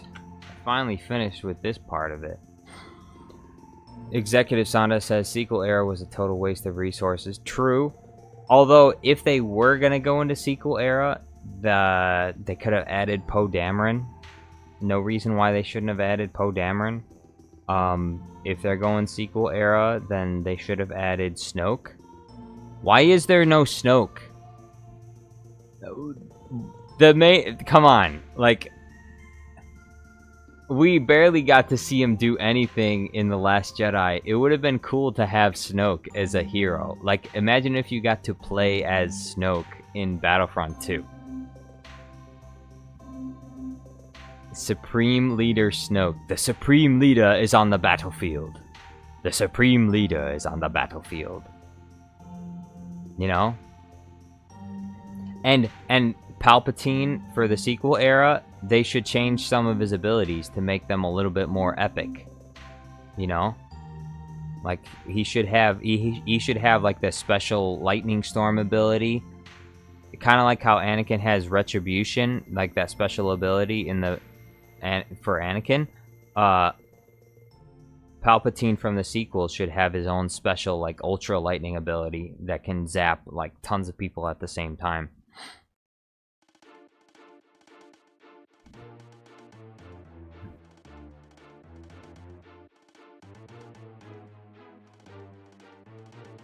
Master Black says, I just watched a propaganda against the internet on the internet. There is a maniac visual adventure on YouTube who said a lot of nonsense. What did he say? Snoke in Battlefront 2, I can't see him moving from his chair. Imagine being able to play as Snoke and you can actually have Snoke, like, run around on the battlefield. Instead of slowly hobbling, he's running around on the battlefield, and he's doing, like, this spinning jump like Palpatine does. And he's in those golden pajamas. We need two Emperor Palpatines. We do need it. We need it. They could have added some of the ghouls. What are they called? What are those guys called? The Knights of Ren. They could have added some of the Knights of Ren. Or at least one knight. Like, they could have been those. You know how you can, like, play as Wookiees.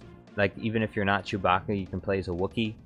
And the Wookiees have greater health. Well, they could have made, like, the Knights of Ren, like, a special character, kind of like the Red Troopers, the Sith Troopers. They should have had the Knights of Ren as well. Just like they should have had Magna Guards for prequel era. Snoke got smoke on the battlefield. Gungans, yes, exactly. EA Battlefront has the Ewok hunt, but they could have had more of these fun battles or even recreations of movie battles. Yeah, exactly. Gungans versus battle droids. That would have been amazing. They could have easily done that.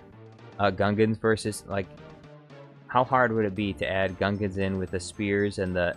I mean, they had Ewoks with slings, so why couldn't you have, like, Gungans with slings swinging blue balls, swinging their blue balls around, smacking battle droids with their blue balls? Why can't we have that? We need porgs for Battlefront 3. Exactly. There should be porgs in Battlefront 3. Some of the sequel maps, they should have porgs flying around in the background, and also you can shoot them. You can shoot them and you can blow them out of the sky. Master Bleck says, I want to play as a Gungan. I want to play as a Gungan too. Porg hunt, yes. Have some of the players play as porgs, and they're trying to hide in, like, the trees and in the environment, and everyone else is trying to hunt down the porgs. Everyone else is playing as Chewbacca, trying to hunt down the porgs so they can grab them and throw them in the fire so they can eat them. So they're roasting the porgs so they can eat them. So half of the players, no, not half the players, like, we'll have 12 players playing as, like, no, we'll have, like, 4 players playing as Wookiees, and the Wookiees will hunt down the porgs. And then there'll be, like, 12 players that play as porgs, and they're hiding in, like, the cliffs and in the trees, trying to escape the Wookiees that are chasing them down to eat them. EA Battlefront totally ruined heroes versus villains. In OG Battlefront, there was practically all villains and heroes on the field, but in EA, it's just 4 versus 4. Again, yeah, why limit? Why not at the very least, even if you have, let's say, like, the official, let's say the official server is only supporting, like, 4 versus 4, but then, like, you can make custom games with your friends online that has, like, an unlimited limit, you know? So, Master Kenobi, I don't see Anakin. What happened to him? Anakin is gone. Anakin is gone. I am all that remains. Rey sucked as a hero in that mode.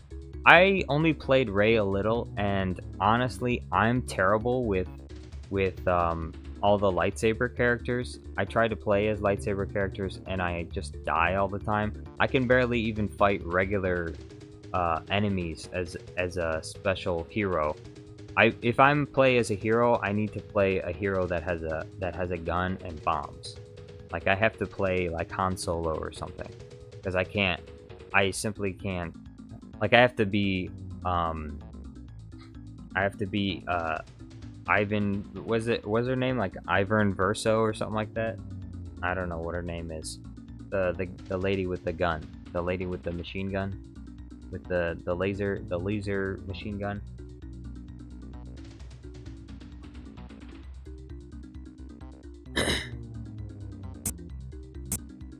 That's the only way I can do it.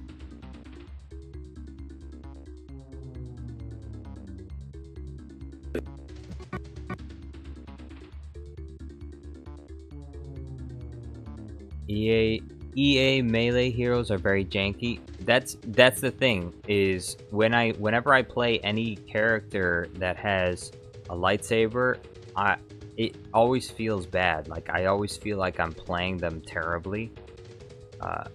Captain Phasma, I like Captain Phasma as well. I would say, out of all the characters in the sequels, I like to play as Captain Phasma the most, and then I'll play as Finn, because he's pretty straightforward. He's got a gun, and he's got like these buffs that he can give to his allies. So I like Finn, I like Captain Phasma, and I like to play as the Sith Trooper if I can. The Sith Troopers are really nice. And in the prequels, I like to play as I guess Boba Fett. I'm not very good with Boba Fett because he flies, and I'm not really good with characters that fly around. Okay, Iden Versio is who I always pick in the original trilogy as well. What I do is I just hold down the fire button constantly, and then I'll get the special overheat check so that I can fire continuously. So I just constantly fire my gun and I just shoot at everything. I never stop firing. You'll always hear my gun firing when I'm playing as Iden Versio.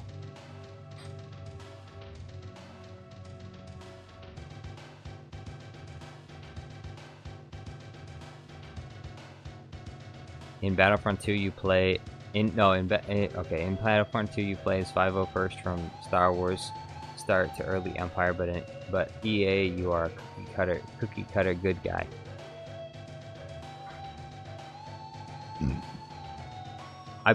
TDK returns says I played mainly as Vader. I think I can handle Vader because he's less agile, and so I don't really expect to move around a lot with him. So I can actually, I think I do a little bit better with Vader because he mostly just kind of stands there and just takes damage because he's so tanky. I do like to play as Palpatine as well. But only in specific situations, because some maps Palpatine is so easy to cut down that it's impossible to play him on some maps. But there are other maps where he's in a perfect place to just like zap everyone that comes down a hallway. Ayla Secura was my main on OG Battlefront 2. Ooh, okay. Ayla Secura. I forgot about her. I forgot.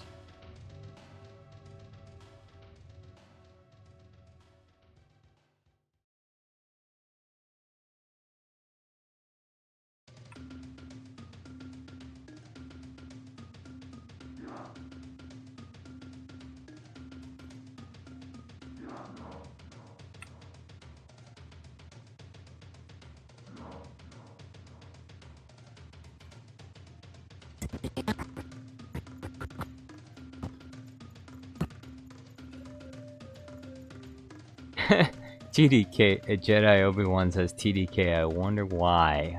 I wonder why you like to play as Ayla Secura. Interesting. Master Black finally says it out loud. He says out loud what everyone is afraid to say. Oh wait, no, I guess TDK isn't afraid to say it. He said, I love Twi'lek femme fatales. Master Black says she is hot. She is hot. Alright, let's chill out with the okay, Ayla Secura is not that hot. She's kind of mid, okay? She's mid. She's not that hot. Okay? Ayla Secura is at best like a 5 out of 10. When it comes to Twi'leks, Ayla Secura is a 5 out of 10. She's not really that good looking. Other Twi'leks are a lot better looking than Ayla Secura, okay? She's a 5 out of 10 at best.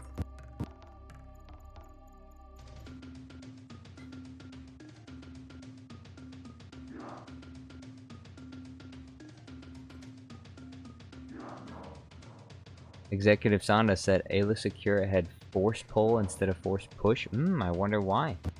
Wonder why she had force pull instead of force push. She wasn't trying to push people away, she was trying to pull them in. She was trying to draw you in. She wasn't trying to get rid of you. She was trying to bring you in close. She was trying to bring you in close. For a hug. She's trying to bring you in close for a hug. Ayla Secura.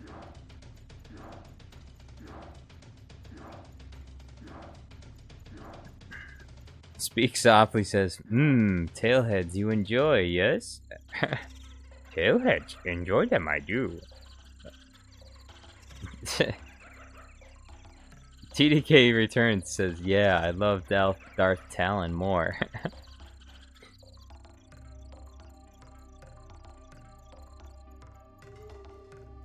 Anyway.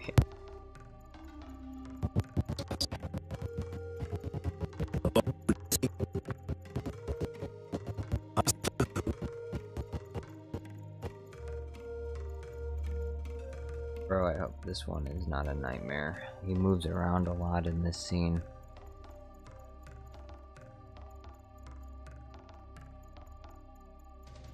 Master Black says, I like the one from Star Wars Episode 6. And he's got that sly smile on his face. Master Black, you need to chill. Okay, you need to chill out. Watch out. We got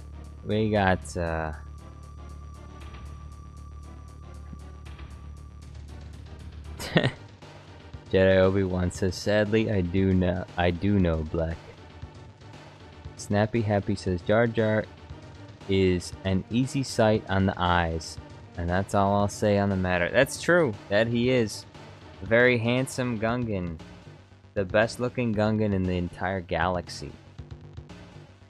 The best looking Gungan in the entire galaxy. Better looking than any Twi'lek, for sure. Like, come on. Honestly, that anyone would prefer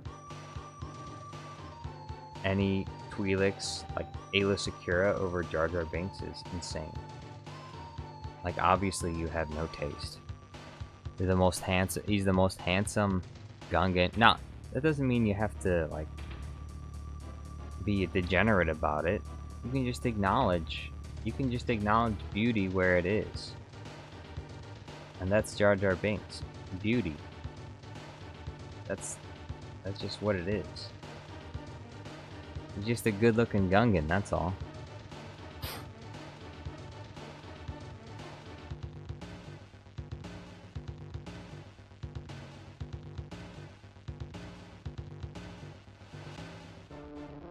Continuing OG Battlefront reminiscing, the OG maps had great interactivity and fun gimmicks. Like in the Death Star, you could withdraw bridges by shooting panels. That is cool. That would be so nice. That would be so nice if they had that in Battlefront 2. I don't think there's anything in Battlefront 2 that does that. I mean, there's doors that open by themselves, but I'm pretty sure there's nothing interactive in the environment. Like, you can't lock doors, I don't think, or destroy any environments or affect them in any way. So that is kind of disappointing that they don't have that. Like, again, laziness. Like, that's such a simple thing to add into a game. That you can interact with the environment. Imagine that. You can interact with the environment. Master Black says, Jabba is love, Jabba is life. Okay. Now that is disgusting, Master Black. Now that is... You've gone a little bit too far with that one, okay? TDK returns. Stop right there. Okay, stop right there. TDK returns. No. Jabba's a freaking slug. A disgusting, slobbering slug, okay? Don't start with that.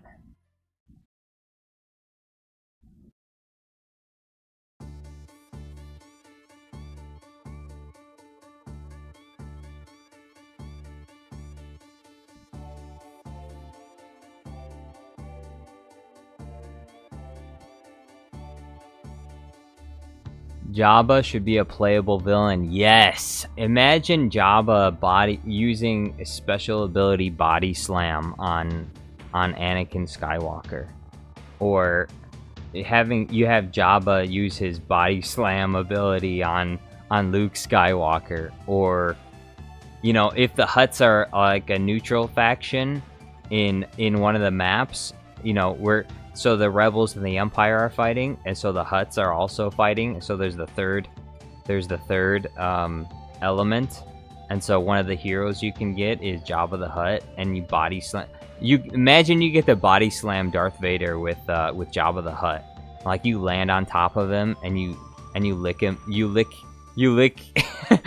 land on top of Darth Vader and you lick his helmet with Jabba the Hutt. You take out your slimy tongue and you lick Jabba, you lick Darth Vader's helmet after you land on top of them. You crush him with your enormous weight. Jabba the Hutt crushes Darth Vader with his enormous weight.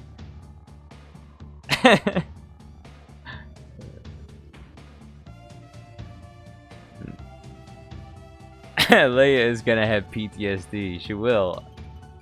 That's so terrifying.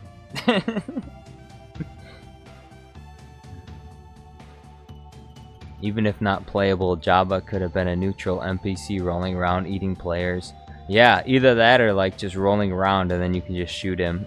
Like he's just rolling around and you could shoot him and he reacts with his with the same reaction that he does in A New Hope when Han Solo steps on his tail. Every time you shoot him with a blaster, his eyes his eyes go wide and he's like, ah. Speaking of disgusting, I think I just lost the competition of saying crazy things. EA's Battlefront lacks neutral mobs in general. Yeah, that's another thing is, on the Tatooine maps, I felt like there should have been like a third party, like maybe 1 or 2 players could have been like Tusken Raiders or something, or like a small percentage of the players could have been Tusken Raiders, and it's there, you know, and they could fight either side, and the Tusken Raiders could potentially win not by capturing positions but by getting enough kills. EA's Battlefront, I wanted to play as Mando in Battlefront 2 update, never got it though. Yeah, I mean, that's another thing. In the sequel era, why not just have Mando? Why not put Mando in with the Darksaber and stuff? Like he could take out his Darksaber in the same way that what's her face takes out her spear and smacks people with it. He can swing out his Darksaber and smack people with it, and then he can put it away and use his blaster.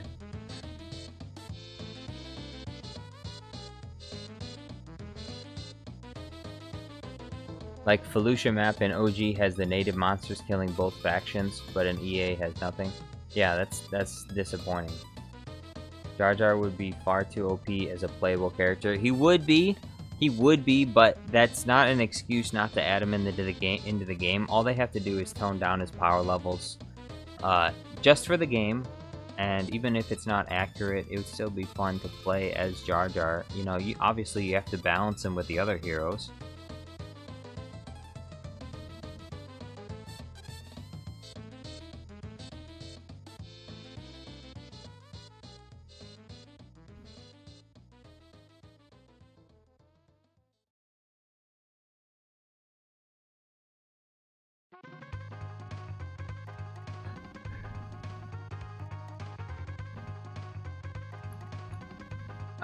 Let's see. TDK Return says, I'd play as Jar Jar in the game. Jar Jar would be perfect. Look, Jar Jar could be on... Well, look, you know what's so perfect about Jar Jar is he could be on the light side or the dark side. You could have Senator Jar Jar or General Jar Jar on the light side for the Phantom Menace, and then you could also have Dark Side Jar Jar on the other side, you know? He's got two lights, maybe two lightsabers, maybe one. But you could have Jar Jar Binks on both sides. They could have had Newt Gunray. Newt Gunray could have been one of the heroes that you could play as. You would end up playing now Newt Gunray wouldn't be as acrobatic as some of the other characters, but he'd be like a, he'd be like a Princess Leia kind of character. He would have buffs to the nearby droids. The nearby droids would become more powerful when Newt Gunray is around them. And Newt Gunray would, he would have a musket pistol or something, and he would throw bombs. He would throw like bombs at the clones and stuff. And he would call down. You could have Newt Gunray call down airstrikes from orbit, and that can be the hero. Mandalore map with Mandalorians fighting. Death Watch is the dark side. Bo-Katan's side is the light side. Hey, Bo-Katan was part of Death Watch. Did you forget about that? I guess that would be for sequels, right? Because in prequels, Bo-Katan was on Death Watch until Maul decided to join the fray. Savage and Maul would be villains. All right. Obi Wan, Nee, and Anakin would be heroes.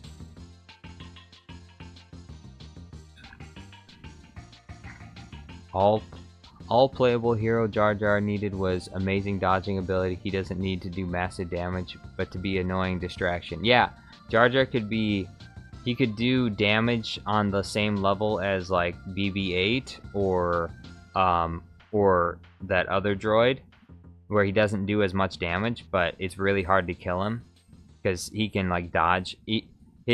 One of his abilities just allows him to just dodge all blaster fire or something.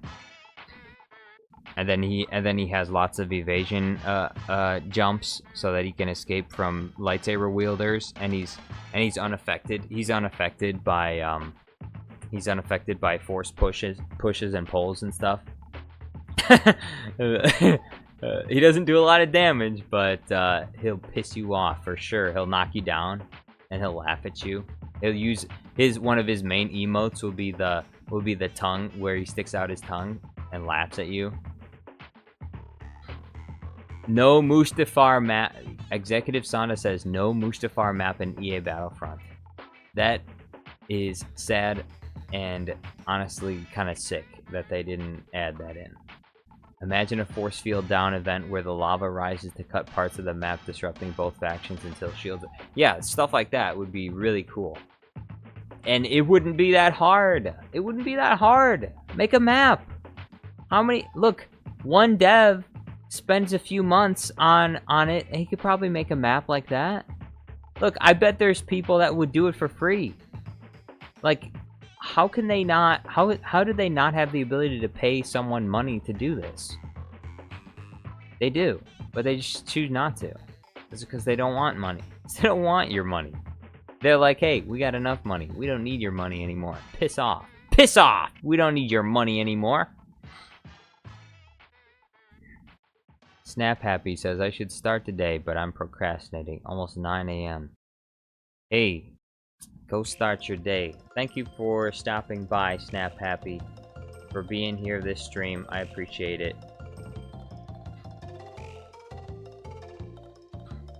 Executive Sauna says EA has nothing even remotely resembling a soul in this product. CS. The floor is lava event, but the map is Mustafar. There is a Mustafar map for Jedi Academy, but not for Battlefront. How disappointing. Sad, unfortunate, sickening, disappointing.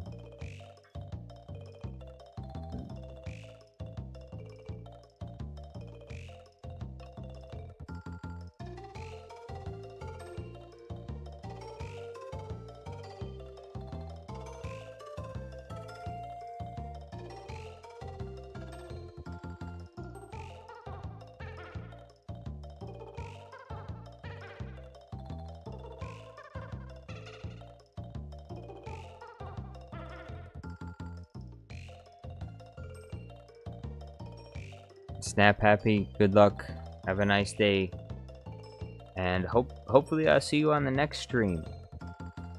Executive Sauna says, like I keep thinking about iconic and action-packed scenes from the prequels. Imagine a fight on the Invisible Hand and getting to the part where it starts plummeting after critical damage. Exactly. If they had like a zero gravity kind of thing. Possibly. That happens. Then you must know Master Cypher Diaz.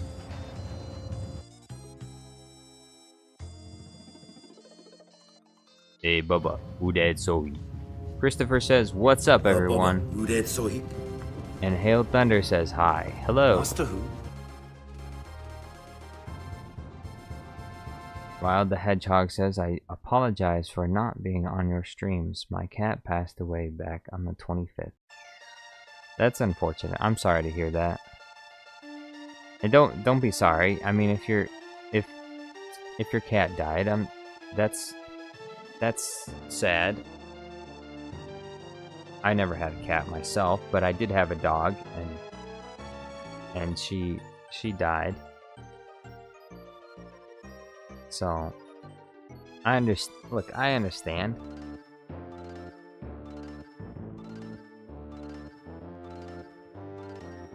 Baba, Rudet Sohik. Master who? I kind of want to get a cat myself, actually.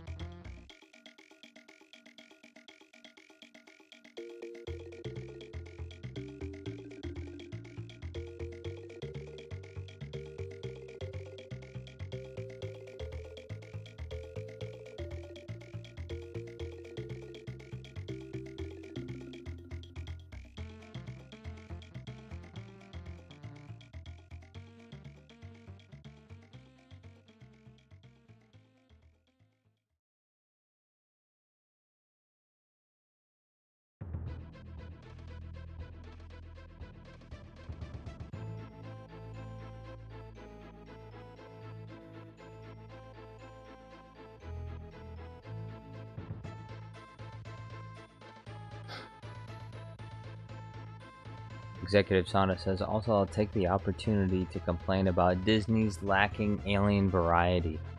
All look similar and are earth-toned. Yes.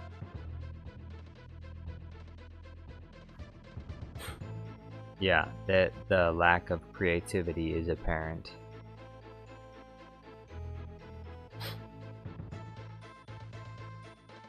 And when they deviate from that, they suck. Just compare Revenge of the Sith Utapauan guy to Grand Inquisitor from Kenobi. What a drop in quality. Exactly. Like, if you watch, like, and that was one of the funniest things, is when people tried to make excuses for the Kenobi show by saying that, oh, this is the first time that Utapauans have been adapted to live action, so, you know, in the animated, they just look different like that, but in live action, they look, you know, they have wider, more normal looking heads. No, they don't. Because we've already seen them. We've already seen them in Revenge of the Sith. We know what they look like. But, and we know what the Grand Inquisitor looks like too. Okay? And he doesn't look like that. He doesn't have a big round bulby head, okay? Maybe people do, okay? Maybe some people do, but not Utapauans. Utapauans got the tall heads, and they got the sharp lines, and they got black eyes. In Revenge of the Sith, the Utapauans have black eyes. Completely black eyes. It just looks so goofy. Instead, he's got like these yellow eyes or whatever. Which I guess they brought over from the animated show, so that's kind of okay. But... or was it completely black eyes? Yeah, I think it was. I think it was like almost, it had to have been like completely black eyes or something. No, hold on. Hold on. Wait. I gotta look this up really quick. How does he look like?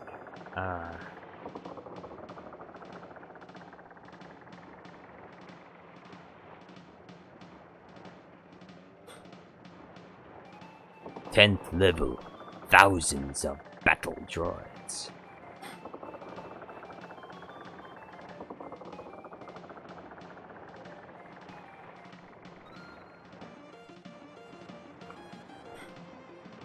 Yeah.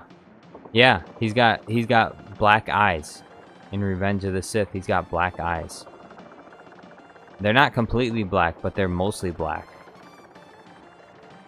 Like, you can barely see their eyes. Because it's, like, almost all black.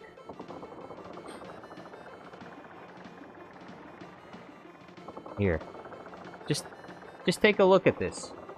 Take a look at this. See what you see here? This is an Utapauan. This is what they look like. This is a live-action Utapauan. And then take a look, and then go take a look at Kenobi's Utapauan.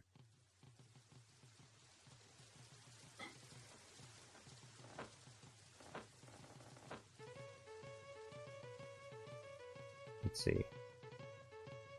And then look at this. Look at the difference between these two.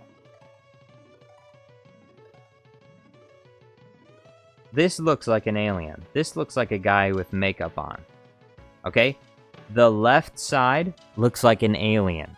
The right side looks like a guy with makeup on. Okay? That's it. Garbage. Trash.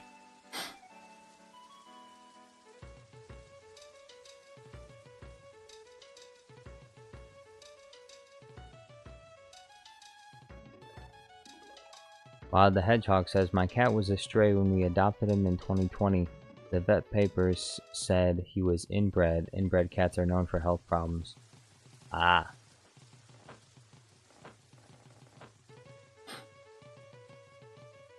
Master Black says, I don't like the Pikes in live action.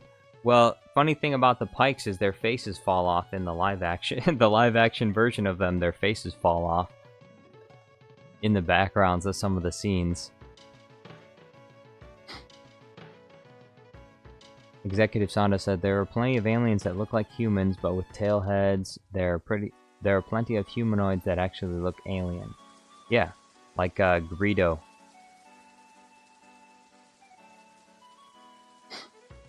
Executive Sonda says, I can excuse the head shape, but the teeth and eyes ruin it.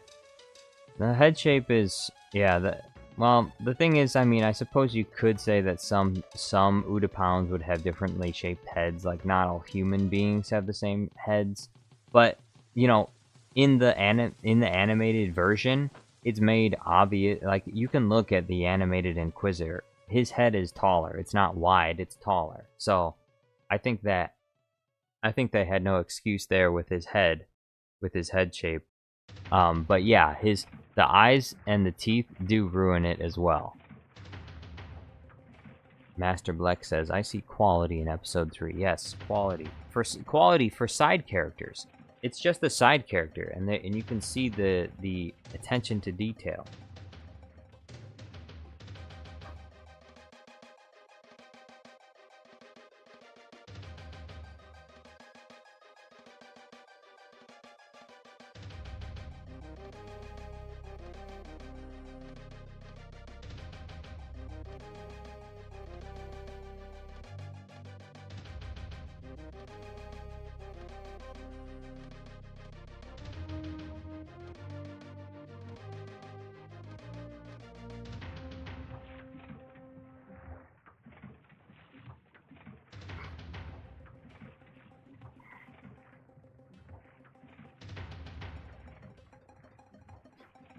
Yeah, exactly. Executive Sonda says, like, if there was a random head shape like that, that's fine. But this is the Grand Inquisitor, so it ruins it. Yeah. Hera from Ahsoka also has no excuse for being tall instead of shorter than Ahsoka in Rebels. Yeah, that's... Possibly. Well... There were other things, like Ahsoka... Look, Ahsoka in Rebels had longer tail heads. Like, the tails on her head were longer in Rebels. Okay? Now they're not. I don't care. Look, live action, I understand. Look, they're spending lots of money. They're spending lots of money on these shows, and they can't be bothered to animate Ahsoka's head tails? It would be too hard. Look, they did it for Davy Jones. She doesn't even have a lot of scenes where she does a lot of things. Why do you have to have those rubbery tail heads on her head? Those short, rubbery tail heads. They looked awful. I don't care what people say. They didn't look good. Okay? They messed up. Come on. Animate. Animate the tails.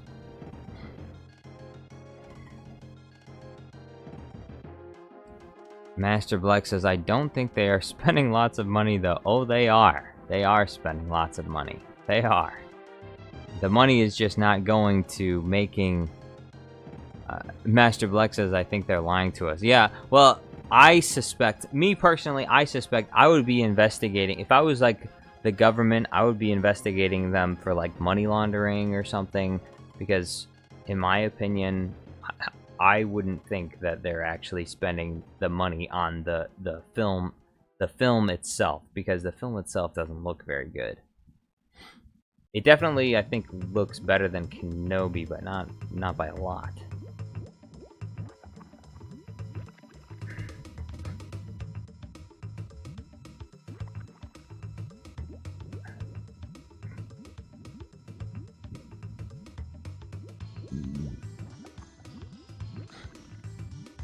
They don't have the budget to even Obi Wan show Attack of the Clones. Anakin didn't make him. Yeah, they didn't even bother to make Attack of the Clones Anakin look younger in the Kenobi show.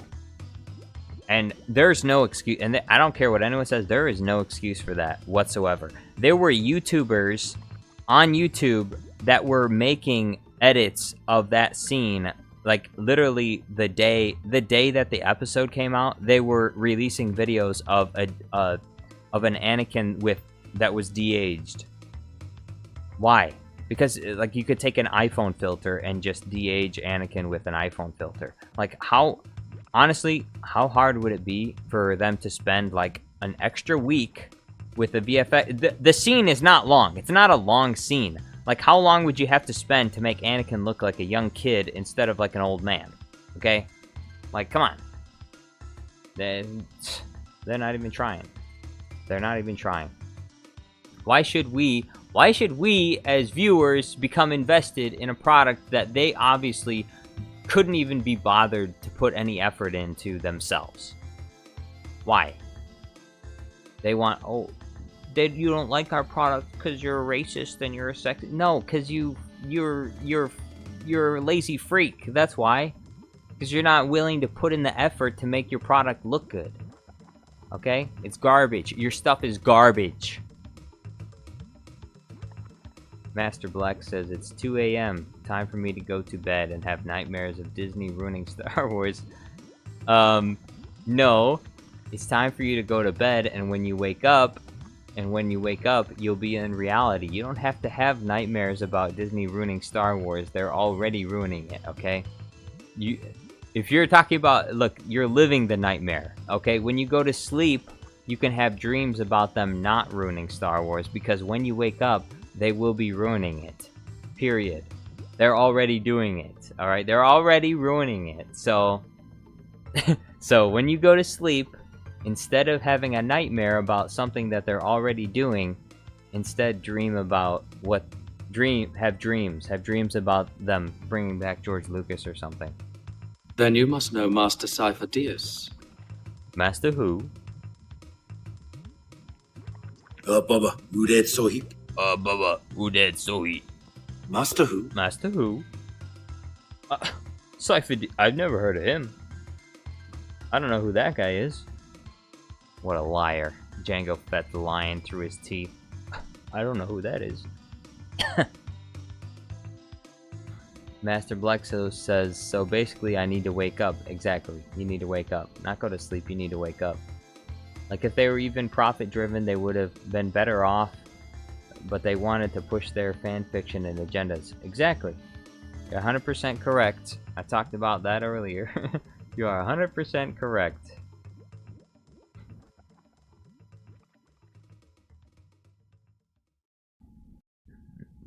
Raul Macia says, yes, like the old days, George Lucas owned Star Wars. make good content. Yeah, because when he owned Star Wars, he had creative control, and that's how you get good things. You let people be creative, and when creatives can't be creative because some person's got to have their say in how everything's run, well then it's, you know, it's not gonna, the product's gonna turn out not very good. Not very good. It's not good.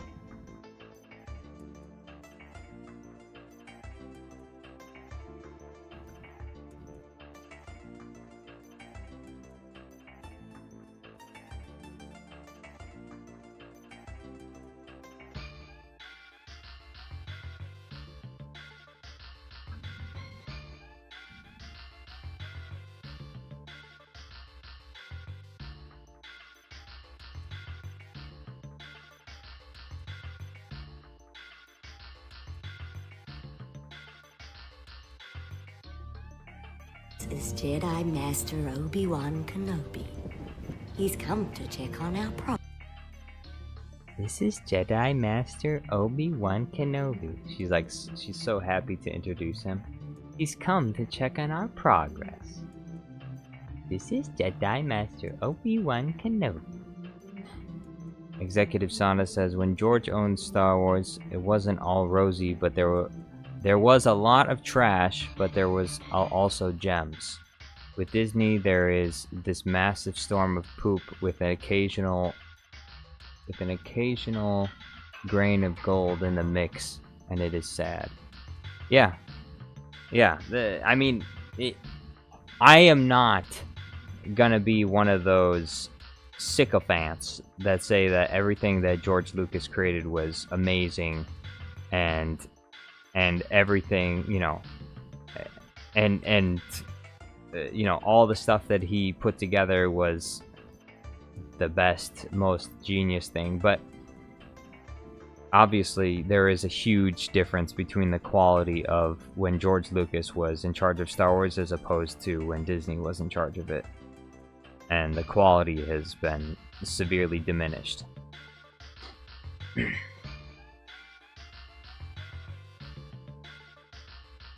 Master Obi Wan Kenobi. He's come to check on our progress. He's come to check on our progress.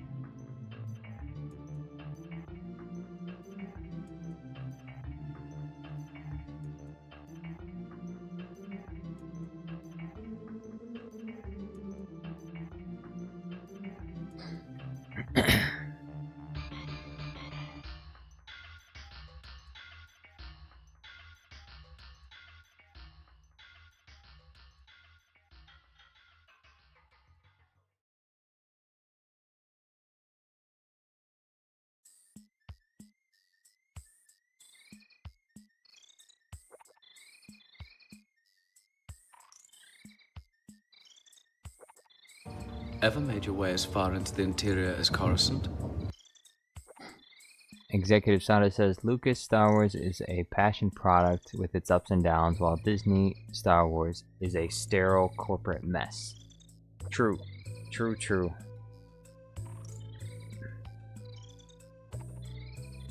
Yeah, it's been done to death. So many people have talked about it.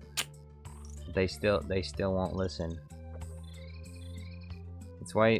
That's why I really hope that people will start to do their own thing. I hope that some people will come up with something that is legitimately good.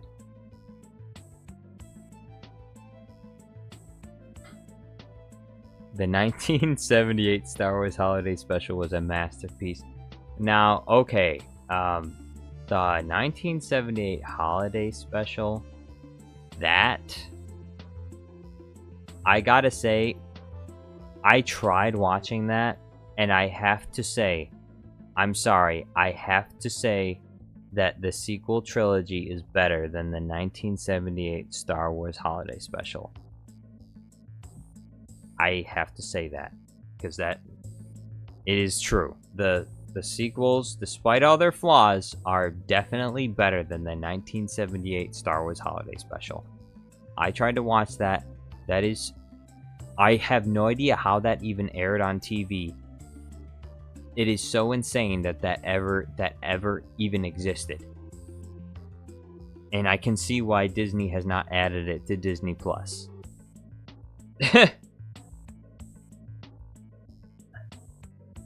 That is the worst. I take back what I said about the Kenobi show. The 1978 Star Wars Holiday Special still holds the place for being the worst Star Wars product I've ever seen in my entire life. I take back what I said earlier. I take back what I said earlier. Kenobi show is second place. The 1978 Star Wars Holiday Special is first place. The Kenobi show is second place. I think The Last Jedi... No, Mandalorian Season 3 is third place. For me personally, I think Mandalorian Season 3 is third place because I was expecting so much more from Mandalorian Season 3, and what I got was like dog shit. I was so disappointed with Mando Season 3. I thought it was trash. And I was more disappointed that because I had expectations, because I actually liked Season 1 and 2. I didn't think they were the most amazing or best things ever, but I liked Season 1 and 2. And so I was expecting good things from Season 3, and instead I got my time wasted. Instead I got the Bo-Katan show. Okay? I was so disappointed. Disgusted. So, no. And The Last Jedi comes in fourth place. Surprisingly, The Last Jedi comes in fourth place for me as the worst Star Wars media. First place, 1978 Holiday Special. Nobody can beat... I don't think anyone can beat that. That was... that was bad. It was so bad. First place, 1978 Holiday Special.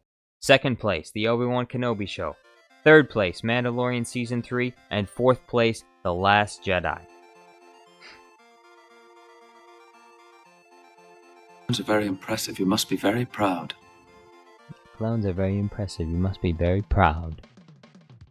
They do their job well. I'll guarantee that. They do their job well. The Tin Candalorian says, would you ever consider making your own feature-length fan edit of the Star Wars movies?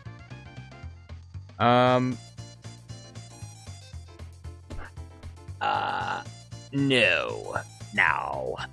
There are plenty of other fan edits that have been made for the Star Wars movies, and I actually don't really like them. And I don't really think that I could improve on any of the prequels or even the sequels by editing them. I think that the way that they are now is the best they'll ever get. I don't think you can edit The Phantom Menace or Attack of the Clones or Revenge of the Sith and get a better outcome than if you just watch the movies. Unless you're able to do reshoots and reshoot scenes and change some things, me personally, I don't think you could improve on it by editing it, by making a fan edit. I don't think that would happen. Now, if I could change some things, the things I would change is I would go ahead with George Lucas's original vision for Darth Jar Jar, and so the final battle wouldn't be just between Palpatine and Yoda. It would be a three-way battle between Palpatine, Jar Jar, and Yoda, where Jar Jar realizes that Palpatine's going to try and usurp him and kill him off because Palpatine has Darth Vader now, and so he wants to get rid of Jar Jar so that he can rule the galaxy by himself. And so Jar Jar would, of course, confront Palpatine at the end of Revenge of the Sith, and Yoda would, of course, also get involved. And so it would be a big three-way battle between Darth Jar Jar, Yoda, and Palpatine. Ending, you know, potentially ending in the escape. I think the escape of Jar Jar, and then the you know, the clones would have to get involved to split them all up, I think. But yeah, like Jar Jar and Yoda would escape, and then you could have Jar Jar in the sequel trilogy, because he goes into the underworld. Then you could expand. You could make more movies with Darth Jar Jar in the shadows, trying to plan his revenge. You'll find out that he helped to build some of the elements of the rebellion because he wanted to overthrow Palpatine so that he could take over in the sequel trilogy. If I was to change anything, that's what I would change.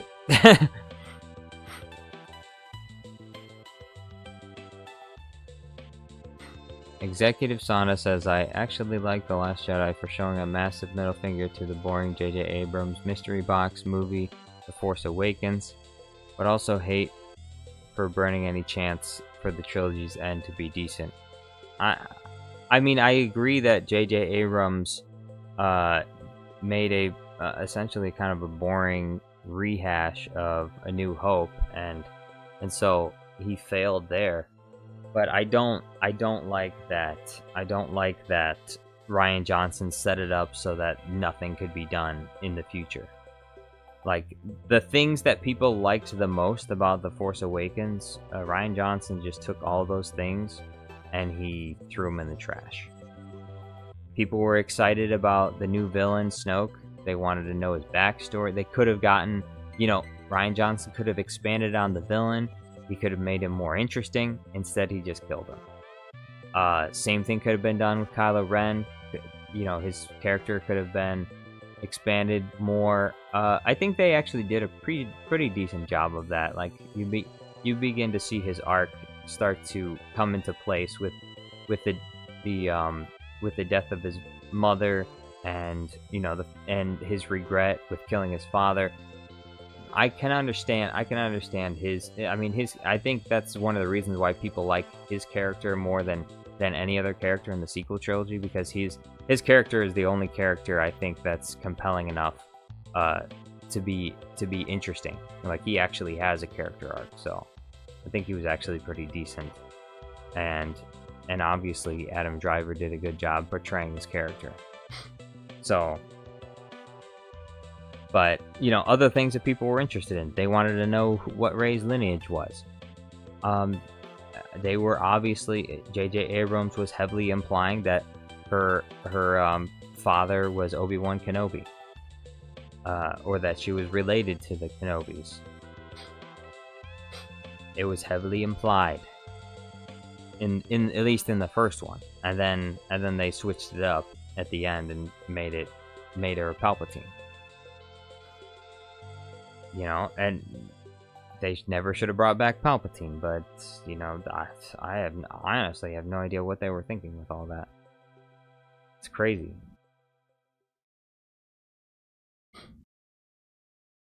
Executive Sonda, we meet the biggest problem behind Disney Star Wars: lack of planning and no... Exactly. What's the line that Palpatine says? You will pay the price for your lack of vision. Young fool, only now, at the end, do you understand. You will pay the price for your lack of vision. And then zap. Then they zap Disney, then Mickey Mouse gets zapped on the floor. Ooh! You will pay the price. Yep, a severe lack of vision. They suffer the consequences as a result. It's their own fault.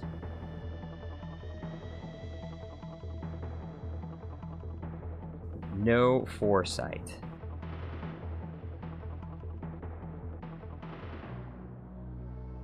And where did the Reylo relationship come from? Well, the Reylo relationship was started by Rian Johnson in The Last Jedi, and then it was continued Well, I suppose you could say it technically was started in The Force Awakens. There's a tiny little bit of that chemistry there when he duels her and he says, "You need a teacher. I could show you the ways of the Force." You know? He's like, "I could show you the ways of the Force." That's the way Sith flirt. In case you weren't aware, that's the way Sith flirt. They say, "I could show you the ways of the Force." Wink, wink. Yeah, you need a teacher. I could show you the ways of the Force. Anyway, so that's how Sith flirt, and so Ryan Johnson took that and carried it. He carried it into episode 2, and all of a sudden they're having Skype calls through the Force. Although I suppose you could say they were having Zoom calls, because Skype is like an ancient technology from a more civilized age.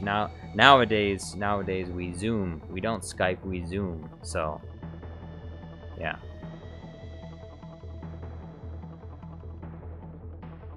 Bro, this isn't loading.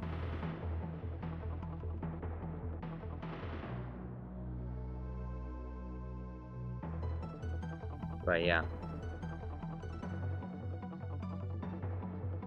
Sidney Carvalho is a political idealist, not a murderer. A political idealist.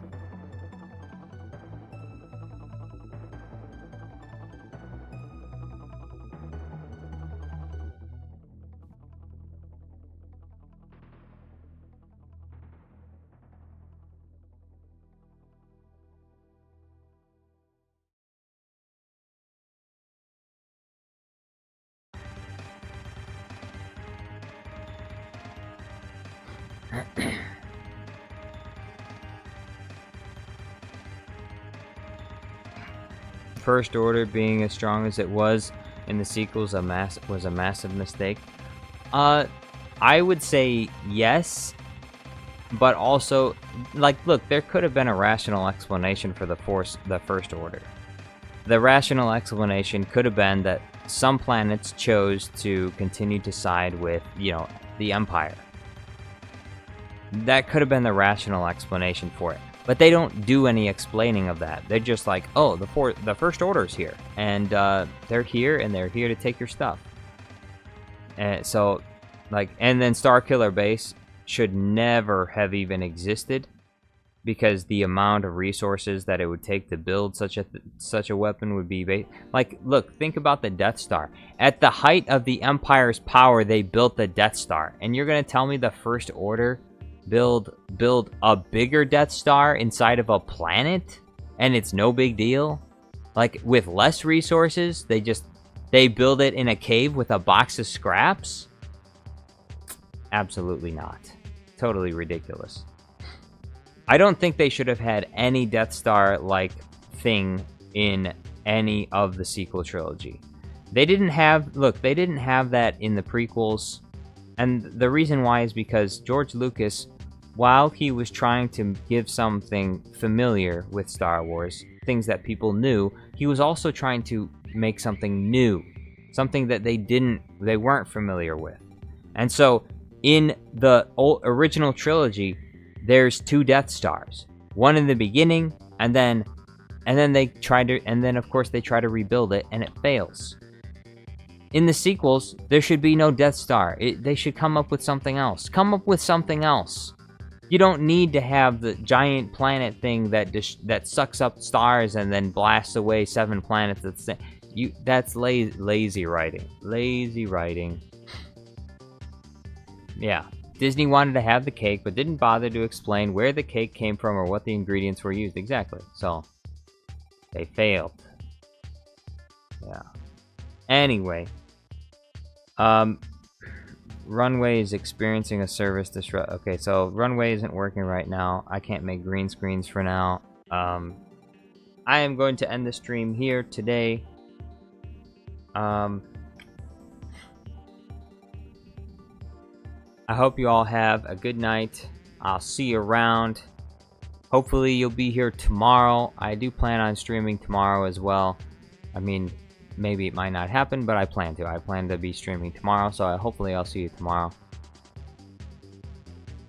Have a nice night. Thank you for hanging out here. Executive Sonda, Melon Playground Guy, Jedi Obi Wan Kenobi, and Sydney Carvalho, Darth TV, Raul Macius, The Tin Candalorian, Master Black, and Snap Happy. Good night. Good night, my friends.